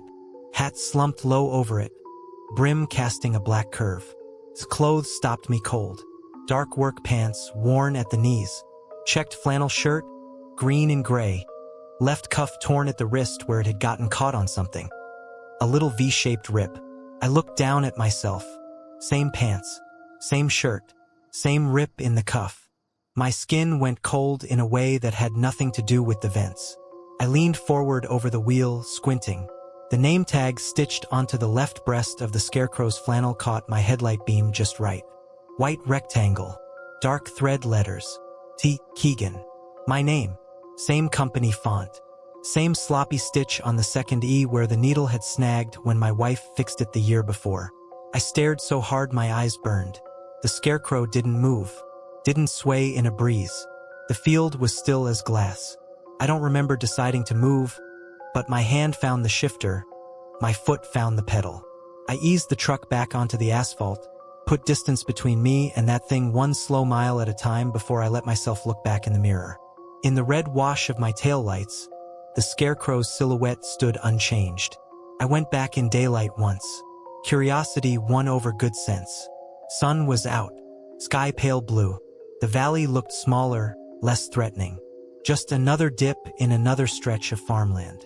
I pulled over near mile marker 286, same as that night, and walked out along the fence line. The field was there, the cut stalks, the dry creek bed, a few crows yelling at each other from a distant tree. No scarecrow, no post hole, no sign anything had stood where I'd seen it. Just bare earth and flattened grass where trucks sometimes pull off. Don't get me wrong, farmers move things. They take stuff down, put it back up. It's not proof of anything. But there were no boot prints but mine. No tire tracks leading into the field. Nothing. I ran my hand along the fence wire, felt the bite of cold metal, and told myself out loud that it had been a trick of the eyes. A tired brain matching patterns. A stupid coincidence with the clothes. It sounded thin in the bright air. I still haul that route. Dispatch likes it, and I'm not in a position to be picky. But I don't cross that valley at 1:23 a.m. anymore if I can help it. If I see that strip of sky ahead looking a shade too black, I find a place to stop early or push harder to be past it before night really settles. And whenever I'm running through farmland, any state, any route, and the headlights sweep past a figure on a post out in a field, I look away, because I can't shake the feeling that somewhere out there is a version of me left standing in that dark, hands stuffed with straw, watching a truck roll away. And every time the road dips and the valley ahead looks a little too empty, I feel the wheel go light in my hands and wonder, if the dark decides to take hold again, which one of us comes back to the truck? People think the interstate is all the same. Long flat stretches, same green signs, same gas stations, same bad coffee. You do this job long enough, the miles blur together until you can't remember which state had which storm or which exit had the halfway decent burgers. But some stretches, they remember you. My name's Jack Harlan. I've been running long haul for just over 26 years. Mostly I-40 east-west, Oklahoma to Tennessee, Arizona to North Carolina and back again. I've hauled reefers, dry vans, steel coils, pallets of toilet paper, you name it, I've probably dragged it. I don't scare easy. You can't, not if you want to keep doing this without burning out. Bad weather, blown tires, idiot four-wheelers, you learn to deal with what you can see, what you can hear, what you can fix. What I'm going to tell you about Couldn't see right, couldn't hear right, and I sure as hell couldn't fix it. It happened on I-40 eastbound, out on the plains, in a blackout that moved like it knew where I was going. This was in late January 3 winters back. One of those dry, brittle cold nights where the air feels thin and sharp, but the sky is clear. No snow, no rain, just cold. I'd picked up a full drive-in load of general freight outside Amarillo, Texas, bound for a cross-dock facility in western Arkansas. Schedule was tight but not insane. If I kept a steady pace and didn't waste time, I'd hit my delivery window with an hour to spare. My rig was a white Cascadia 10-speed with about 500,000 on the odometer. She'd seen better days but ran clean. I knew every buzz and rattle in that cab by heart. By the time I crossed into Oklahoma, it was past midnight. The dash clock read 12:42 a.m. I'd had a decent nap in the afternoon, topped off my thermos at the last fuel stop, and flipped the CB to 19 mostly for company. A couple of guys were trading stories about scales, one warning about a trooper running laser a few miles ahead.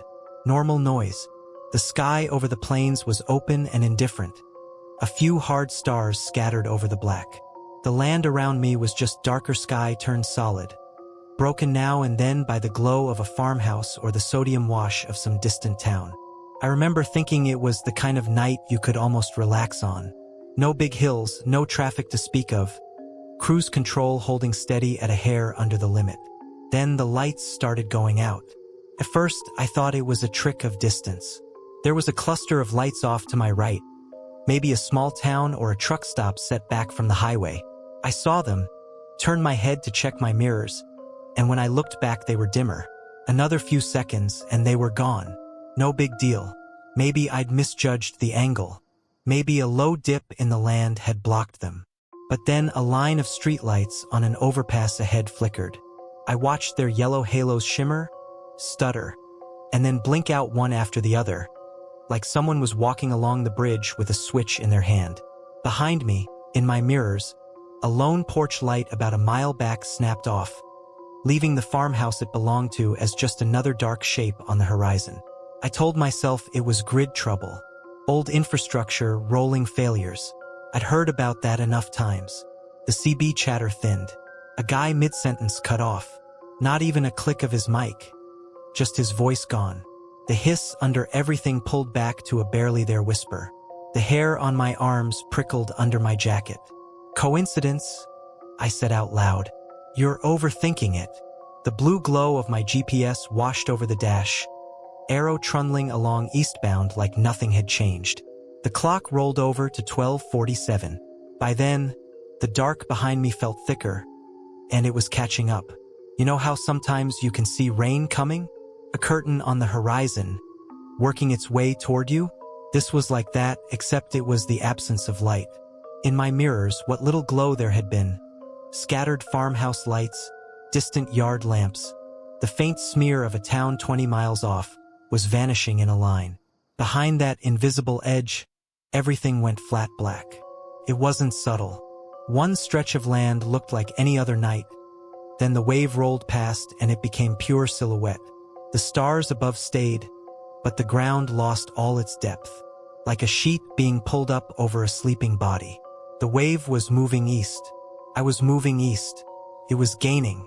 The CB gave a faint crackle, then went quiet. Not off, just hollow, like the speaker was working but the world had nothing left to say. A dry, metallic smell crept into the cab, undercutting the usual mix of coffee, old upholstery, and faint diesel. Ozone. Not strong, but sharp enough that I tasted it. I glanced in the left mirror again and froze. Headlights. Far back, but there. 2 points of white in the black, sitting low and steady. Another pair behind those. Then more.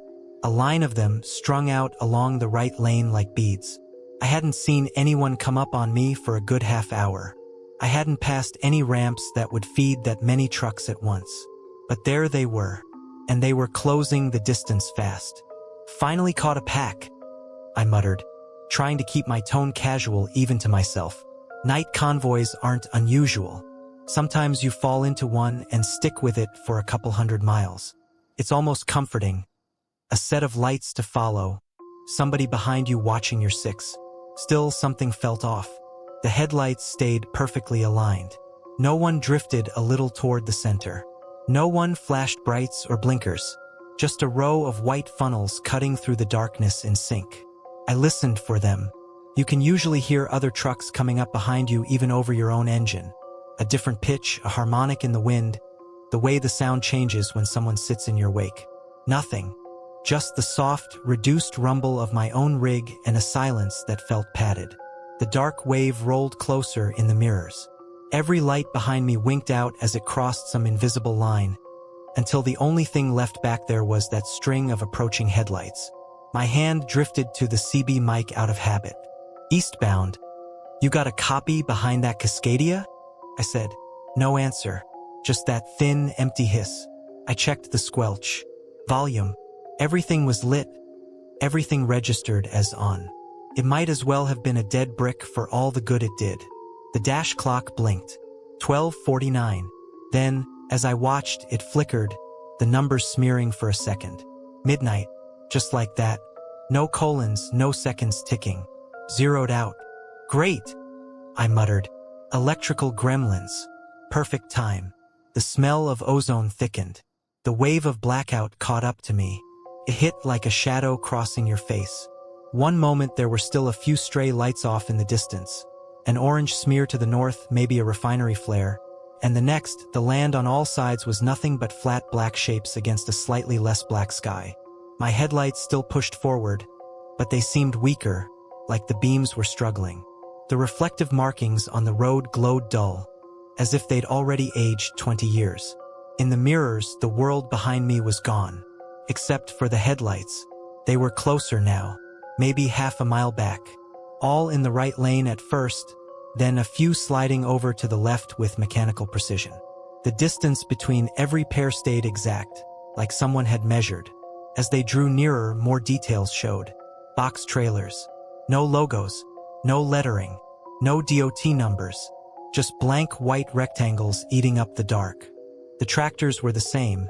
No company markings, no chrome, no little personal touches. If you've been around trucks, you know what I mean. Guys put stuff on their rigs. Stickers, light bars, aftermarket grills. These looked like they just rolled off the line and been scrubbed of anything that might identify them. And they made no sound I could pick out. My engine, my tires, my own airflow, all there muffled. But no extra tone layered on top. No Doppler shift of another diesel working. Just my Cascadia alone in its bubble. A voice whispered in the cab. Don't let them pass. It sounded exactly like me. Not like someone imitating me. Not that slightly off quality you get when you hear your voice recorded.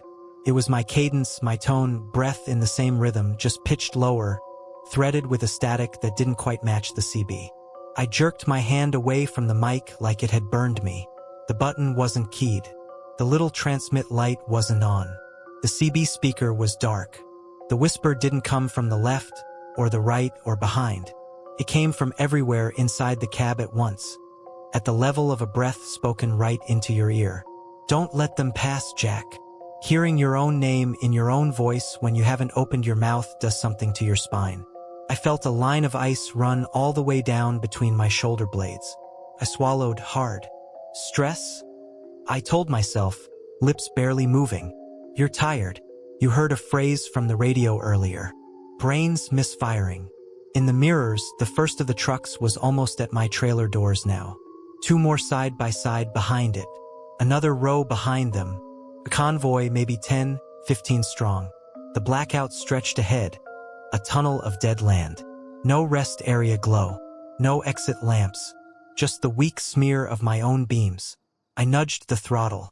The cruise clicked off, speed climbing a couple of miles an hour. The gap closed a hair. The trucks behind me matched. Their lights held the same distance. No one fell back. No one surged forward. Perfect, silent wall of white. Don't let them pass.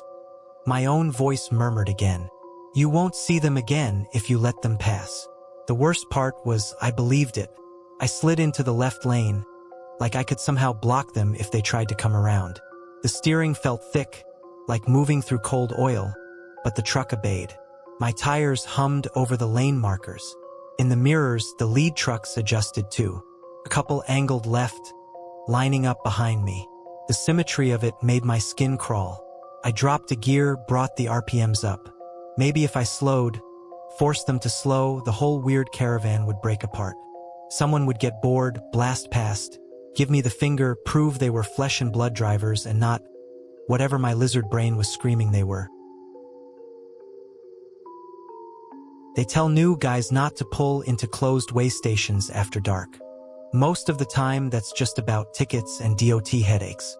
A dark scale house can still hide a trooper in a warm booth, watching for idiots who think closed means invisible. What they don't warn you about is when a place that's been dead for 30 years decides it isn't closed anymore. My name's Mike Anders. I've been driving long haul since before half the kids in the truck stop coffee lines were born. Dry van, mostly. Midwest to the coasts, whatever fits in a box and doesn't scream. I'm not a superstitious guy. I'm a logbook, tire pressure, trip plan kind of guy. What I'm gonna tell you sounds wrong, and I know that. I've gone over it in my head 100 times, trying to find the part where fatigue or stress explains it. I keep coming back to the same thing. The date on that paperwork and the way the intercom said my name. This was about 2 summers ago, late August. Heat had been brutal all day. That sticky, electrical heat that builds thunderstorms on the horizon and makes the asphalt reek like hot tar and burnt rubber. By the time I left the shipper, the worst of it had broken. Lightning had cracked around the edges of town, power lines humming, a wall of rain sweeping in behind me as I headed out. The sky behind my trailer flickered. The sky in front of my hood was a calmer, darker kind of trouble. I was eastbound on a state route, running a full dry van of palletized groceries toward a distribution center 3 states over. Dispatch had me on a schedule that made sense for once. If I put in a good night, I'd hit my receiver with time for a shower and real breakfast. The truck was my usual. An older Freightliner Cascadia, 10 speed, 1,000,000 miles but maintained well. I knew which plastic panel would rattle on which kind of pavement. I knew the sweet spots in every gear. The CB was on 19 low. A couple of guys were talking about a rolling blackout in the area, something about the grid being overtaxed. I half listened while sipping bad coffee and watching the last of the suburban glow fall away in my mirrors. Around 9:30, the first town went dark. It was subtle at first. A gas station off the highway dimmed, then blinked out completely. Here and there, clusters of windows in houses that should have been lit at that hour became uniform rectangles of black. The scattered orange on the horizon thinned. Looks like they weren't kidding about the outage, I said to myself. On the CB, one driver swore as his GPS rebooted. Another guy grumbled about losing his favorite classic rock station mid-solo. I could still hear them fine, but their voices sounded thinner. The static between words had a dry, papery quality. The sky overhead was clear enough that stars were starting to punch through. No moon yet. The land around the road sagged into open farmland and scrub, just dark shapes against darker shapes. A few miles later, the blackout moved from background scenery to something heavier. The horizon ahead was just gone. No town glow, no exit signs, no sodium orange puddles marking overpasses. My headlights carved out a narrow world of gray pavement and white lines, and beyond that the night felt tall and solid, like walls leaning in. The air coming through the vents cooled faster than it should have. Outside temp read in the mid-70s, but the breeze on my knuckles felt like metal under fluorescent light, that clean, artificial cold you only get indoors. I rolled past an old green sign on the right, State Way Station 1 mile. I knew it. I'd run this route on and off for years. That station had been closed as long as I'd been driving it. Boarded windows, faded NO services sign. Kids sometimes parked there during the day to drink or whatever. At night it was just a blind, dead spot. The blackout swallowed the last distant house light. The CB went quiet, and as I came around a gentle bend, the station lit up. It didn't happen gradually. One heartbeat I was rolling past a black cutout of old ramp and shadow. The next the place was alive in my windshield like it was 1985. Overhead floodlights along the entry ramp snapped on, pouring down that ugly yellow-white light that makes everything look flat and overexposed. The sign that had been dead as long as I'd known it flickered, then glowed steady green. Open, all trucks. The glass in the little scale house booth burned with a warm, fluorescent glow. I could see the shape of counters, filing cabinets, an old rolling chair. Beside the road, the electronic weight board, the kind that tells you to pull around or stay put, came to life, its red digits flashing 0000 in a perfect block. Every hair on my arms stood up. My first instinct was to keep going. Old habits, common sense, whatever you want to call it. A ghost station coming back to life in the middle of a blackout is the kind of thing you avoid. Then some stubborn professional part of my brain whispered, if a DOT boy actually dragged himself out here with a generator and you blow past that open sign, he's gonna make your life hell. I checked my mirrors. Empty highway. No one to follow, no one behind me to use as a guinea pig. I flicked on my blinker and took the ramp. As soon as my steers hit the concrete of the way approach, the sound of the road changed. The rumble of tires over asphalt smoothed into a low, hollow hum. The concrete looked almost too clean in the floodlights, like it had just been poured. No oil stains, no tire marks, no weeds in the cracks. The air had zero smell. No cut grass, no hot dirt, no diesel residue. Just this blank, filtered nothing, like the inside of a cooled office building. I rolled slowly toward the scale, watching the red digital numbers on the board. They blinked from 0000 to 8012 as my steer axle hit the pad, then to 2234 as the drives filled the plate. Normal weights, nothing spooky there. Still, my hands felt slick on the wheel. The booth windows were clearer than they had any right to be, bright with fluorescent tubes. I could see a desk with a stack of paperwork, a rack of binders, an old dot matrix printer. No one sitting in the chair. The speaker over the lane, a little metal grill set into a yellow pole, popped once. I waited for a voice, some tired scale operator telling me to pull around, to bring in my permit, to adjust my axle. Nothing. Just that single, sharp pop and a faint smell of hot dust. The weight on the board froze. The red Proceed 2 scale house light flicked on. Against what I'd call better judgment, I set the brake, grabbed my logbook, and climbed down. The quiet outside the cab was wrong. Truck off, fan ticking as it cooled, reefer humming low. You expect a certain sound bed. Distant engines, insects, a bit of wind and grass, maybe a faraway dog.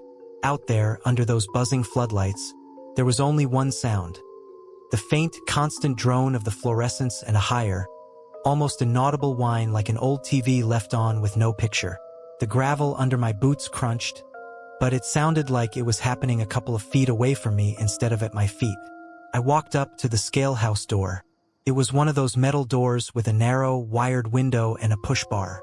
The glass was spotless, no dust or grime. A handwritten sign I remembered as closed use alternate route was gone. In its place, nothing. I pushed the door. It opened easily. No creak, no sticking. The air inside was cold.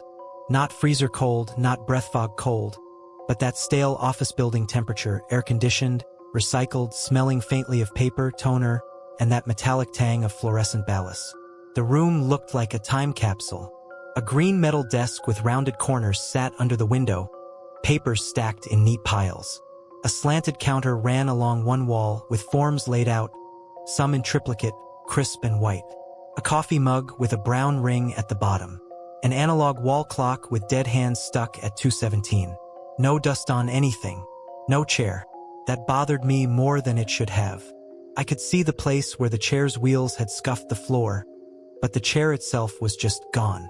On the desk, amid the stacks, one manila folder lay open, a single sheet clipped to the front. The date at the top hit me like a slap. It was my birthday, day, month, year. Not just the day and month. The year too. The form was some kind of inspection log. Driver, understood,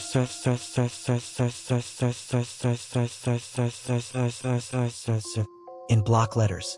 The blank line below it was empty. My left hand went cold. I flicked my eyes away, told myself it was a coincidence. Old form. They probably opened the station the year I was born. Random. The fluorescent tubes flickered, humming louder for a second. Behind me, the intercom clicked. You know that hollow little pop when someone lifts a mic in an empty room? That's what it sounded like. The speaker above the indoor counter crackled. A smear of static, then a voice. My voice. Full name. In that flat bureaucratic tone you only hear from DMV workers and dispatch when they're reading off a screen. Michael James Anders. Freightliner Cascadia, Unit 317. It repeated. Same cadence, same breath, same emphasis. Like someone had recorded me introducing myself on a good day and looped it. Michael James Anders. Freightliner Cascadia, Unit 317. My mouth went dry. There was no microphone on the counter. No computer. No human. I took a step back toward the door, pulse loud in my ears. The wall clock's dead hands stared down at me. 2:17. Unmoving. Outside, my truck sat lit in the floodlights, perfectly still. The speaker clicked again, louder. Michael James Anders. The way you'd scold a kid. I didn't wait to hear it finish. I turned and walked. Not ran, not quite, out the door, down the concrete step. Gravel shifted under my boots. The night air hit my face like walking into a refrigerator. The floodlights buzzed overhead, bathing everything in that sick yellow. Halfway to the truck, the intercom voice followed me outside. It bled through the booth walls and out the lane speaker on the pole, both at once. My own voice, everywhere at once, repeating my name and truck number in a calm, steady loop. Anders. Freightliner Cascadia, Unit 317. Proceed to Anders. Freightliner Cascadia. Behind it, under the words, was another sound I only noticed later, replaying it in my mind. The scratch of a pen on paper, slow and patient. I grabbed the door handle, hauled myself back into the cab, heart punching the inside of my ribs. As soon as the door latched, every light in the station went out. No flicker, no fade. One blink I was sitting under stadium bright floods. The next I was in the dark cab with only my own dash lights and headlamps. The booth windows went blind. The open sign died. The red digits on the weight board vanished. The only sound was my engine and the faint tick of cooling metal. On the CB, someone's laugh suddenly cut through, like a channel had been unmuted. Told him, man, long as the scales are dark, I ain't stopping. Another voice chimed in. You hear about that old station out on 47? They say it's been shut since the 80s. I sat there, breathing hard, staring at a building that now looked exactly like I remembered it. Dead. Windows dark, a little more sagging than live. Floodlights as cold and lifeless as broken teeth. My headlights swept across the sign. Closed, it said, in peeling reflective tape. I put the truck in gear and rolled off that scale as smooth and calm as I could manage. Hands steady on the wheel, jaw clenched. In the mirror, as I dropped back onto the highway, the station was just a darker box in the blackout, indistinguishable from any other abandoned structure. The dash clock read 9:52 p.m. I'd pulled onto that ramp at 9:48. Next time I ran that route in daylight, I made myself pull in there again.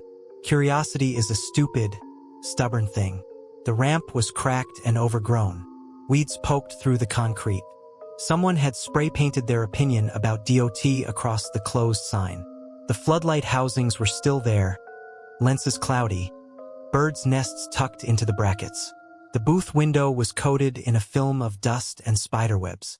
Through it, I could make out a chair tipped on its side, paper scattered, a fallen ceiling tile. I pushed the door. It opened 2 inches and hit something heavy. The air that seeped out smelled like mouse droppings and damp paper. On the counter, through the grime, I could just barely see a stack of old forms. I squinted, trying to read a date. Couldn't see it clearly. Maybe didn't want to. I didn't go in. Back in the cab, I sat for a minute, engine idling, listening to the normal world. Birds, distant traffic, the soft hiss of my air system. Then I flipped the CB to 19 just in time to hear an old-sounding voice say, half joking, half not, some way stations don't stay closed, boys. Not if your name's already on the paper. I told myself it was just a coincidence. Just talk. Just nerves. I still don't pull into dead scales after dark anymore. Rolling blackout or not. open sign or not. Because every so often, usually when the road is empty and the sky's too black for the hour, the CB goes quiet, the air gets that metallic edge. And I swear I hear my own voice, faint as a thought, testing my name and truck number like it's making sure it's got them right. People think the scariest parts of this job are the storms and the wrecks. Ask anyone who hasn't driven a rig and they'll tell you about jackknifed trailers on black ice, or tornadoes crossing the interstate, or some idiot four-wheeler cutting you off in the rain. And sure, those'll kill you quick if you're not careful. What they don't talk about is the quiet nights, when the world goes just a little bit wrong and there's no one around to tell you it didn't. My name's Ryan Cole. I've been running long haul out of Texas and Oklahoma for 20 years. Mostly I-35, I-40, and all the little state routes that stitch them together. I've pulled reefers full of meat, dry vans full of paper, hazmat tankers with stuff I didn't want to think too hard about. The night I'm talking about, all I had was a half-full dry van of cleaning supplies, headed east through Oklahoma. Nothing special. Nothing dangerous. At least that's what I thought. It was late spring 3 years back. One of those hot, windy days where the sky looks bleached out and the air tastes like dust. By the time the sun went down, thunderstorms were building on the horizon, big Enville tops flashing way off in the distance. I left Oklahoma City after dark, planning to run a few hours east on I-40 before grabbing my 10 at a truck stop. Dispatch was in my ear earlier about staying on schedule, but there was wiggle room. Night run, clear road, nothing I hadn't done 100 times. My rig then was a red Freightliner Cascadia, 10-speed, about 800,000 on the clock. She rattled a little on rough pavement, but she pulled steady. I knew where the dash squeaked and which gauge stuck in winter. CB on 19, volume low. Couple guys arguing about a ball game, somebody complaining about a DOT bear near the scales. Normal nighttime noise. The sky over the highway was a dull black dome. No moon, just a smear of stars between thin clouds. Off to the south, lightning flickered inside tall clouds like someone was welding behind a curtain. About an hour out, the first town went dark. I saw it from a distance, just a small smear of orange on the horizon. Nothing big. As I got closer, that smear flickered. A few lights blinked out, came back, then all dropped at once. Gas station sign, dead. Streetlights, dead. The little green glow from someone's TV in a trailer window, gone. The only light left was what my truck was making. Rolling blackout, I told myself. Grid can't keep up with those AC units. I'd heard about it on the radio earlier, some heat advisory, power companies asking folks to cut back. Didn't think much of it. These days, there's always some infrastructure problem. But 5 miles later, another cluster of lights went out. This time I watched it happen. A row of sodium lights along a frontage road winked off one after the other, like a wave moving west to east. The glow above a small town guttered and disappeared, leaving the horizon clean and black.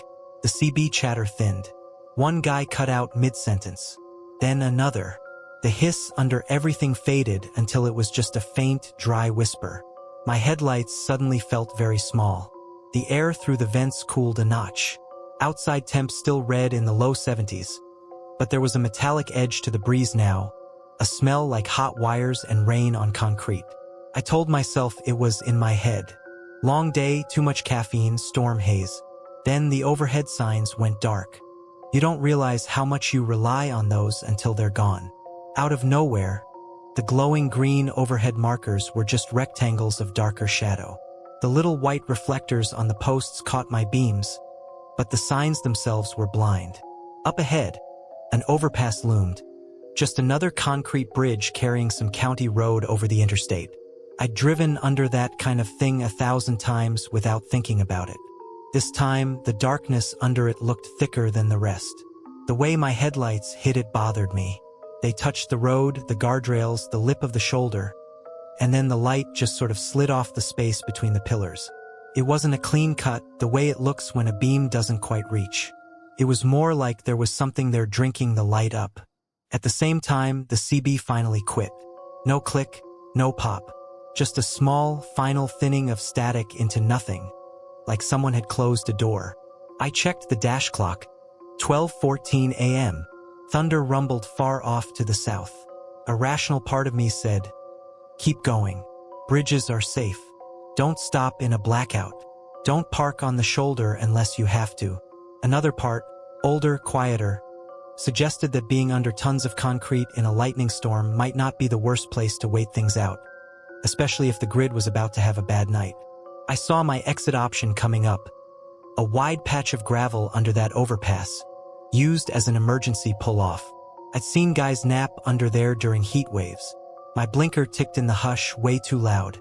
I eased off the throttle and pulled under the bridge.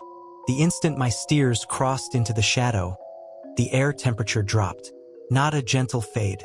One breath I was inhaling warm, dry Oklahoma night. The next I was swallowing air that felt like it had passed through a walk-in cooler.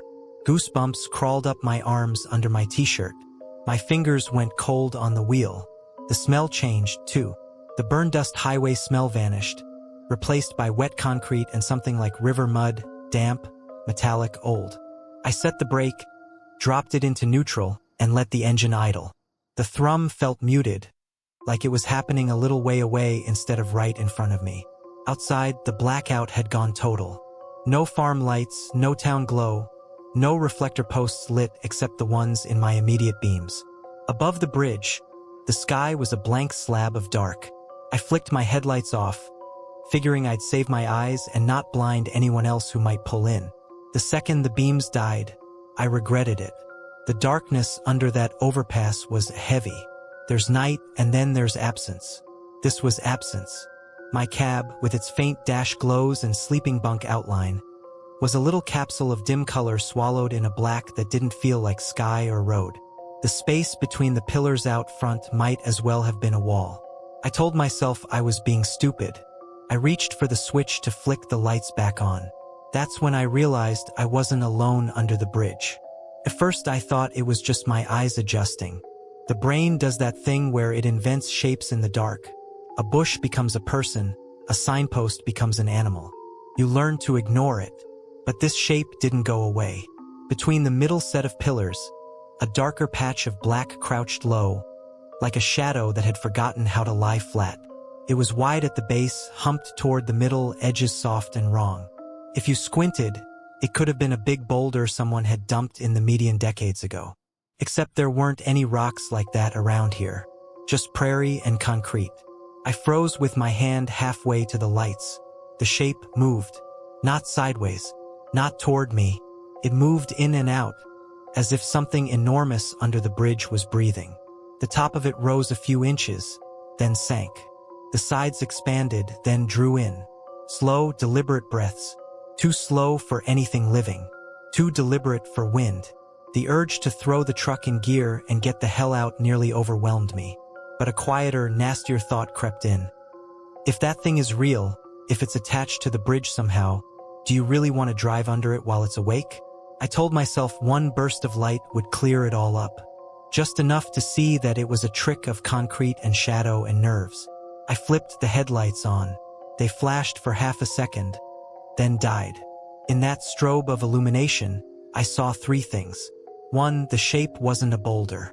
It was closer to the cab now. Not by much, but enough that its edges overlapped with painted lane markers that had been clear a moment before, like it had slid forward between one breath and the next. Two, there was texture along its surface. Not fur, not scales. More like overlapping folds of thick, matte material, layered shadows that didn't match the lines of the bridge. And in the depth of those folds, hints of movement, like something shifting under a heavy blanket. 3. The nearest bridge pillar had a hairline crack in it that hadn't been there when I'd pulled in. A thin, pale line visible just above my hood. Then the beams cut out and I was blind again. The dash lights flickered once. The radio screen went black. The CB, already silent, lost even its hiss. The only light left in my world was the faint green glow of the ignition ring and the dim backlight of the speedometer. And that shape kept breathing. I don't know how to explain the sound it made, because sound isn't quite right. There was no wheeze, no growl. Instead, every time it expanded, the steering wheel went a little lighter in my hands. Every time it contracted, something deep in the frame shivered. It was like the air pressure in the space changed with each slow inhale and exhale. The smell of wet concrete got stronger. Beneath it, a new scent rose, metallic and cold, like the inside of a culvert after a flood. I tried the headlights again, flicked the switch off on. Nothing. Tried the hazards. No clicking. No flash on the dash. I sat there in a tiny pool of half-light, listening to the bridge breathe. Then the lights came on by themselves. No input from me. No movement of my hand. One moment I was in murk. The next the headlights blazed, high beams punching forward. They stayed on for maybe one heartbeat. The thing was closer. It now filled the entire gap between the two middle pillars, crawling up them in a smear of living shadow. Its surface, if you can call it that, seemed to sag and climb at the same time, folds dragging down even as new ones layered up. I couldn't see eyes or a mouth. What I saw were indentations forming along its front, like fingertips pressing into sand from the far side. Those indentations were deepening in the direction of my truck. The nearest pillar's crack was wider now, a white scar running diagonally across its midsection. Dust flaked from it in tiny drifts. Every instinct screamed at me to turn the wheel, punch the gas, do anything. The lights cut out again. Total black. The engine hummed, muffled and wrong. The steering wheel's normal vibration faded until it felt almost dead under my hands. My breath fogged in the cab. For a long moment, might have been 30 seconds, might have been 5, nothing changed. No flicker, no sound but the thump of my heart and that impossible breathing. Then the beams popped on a third time. I didn't mean to, but I yelped. The thing was nearly at the nose of my truck. Still didn't have a face, not exactly. But its front edge had pulled into a rough curve, a bulging of shadow that suggested a head lowering toward me. The indentations were clearer now, spread wide, sunk deep into the concrete pillar on my left. 5 of them, a hand shape, massive. Each finger dug into the pillar like a scoop. Concrete pushed inward instead of outward. The crack I'd seen before ran across the middle of that palm shape, stress radiating from where the weight pressed in.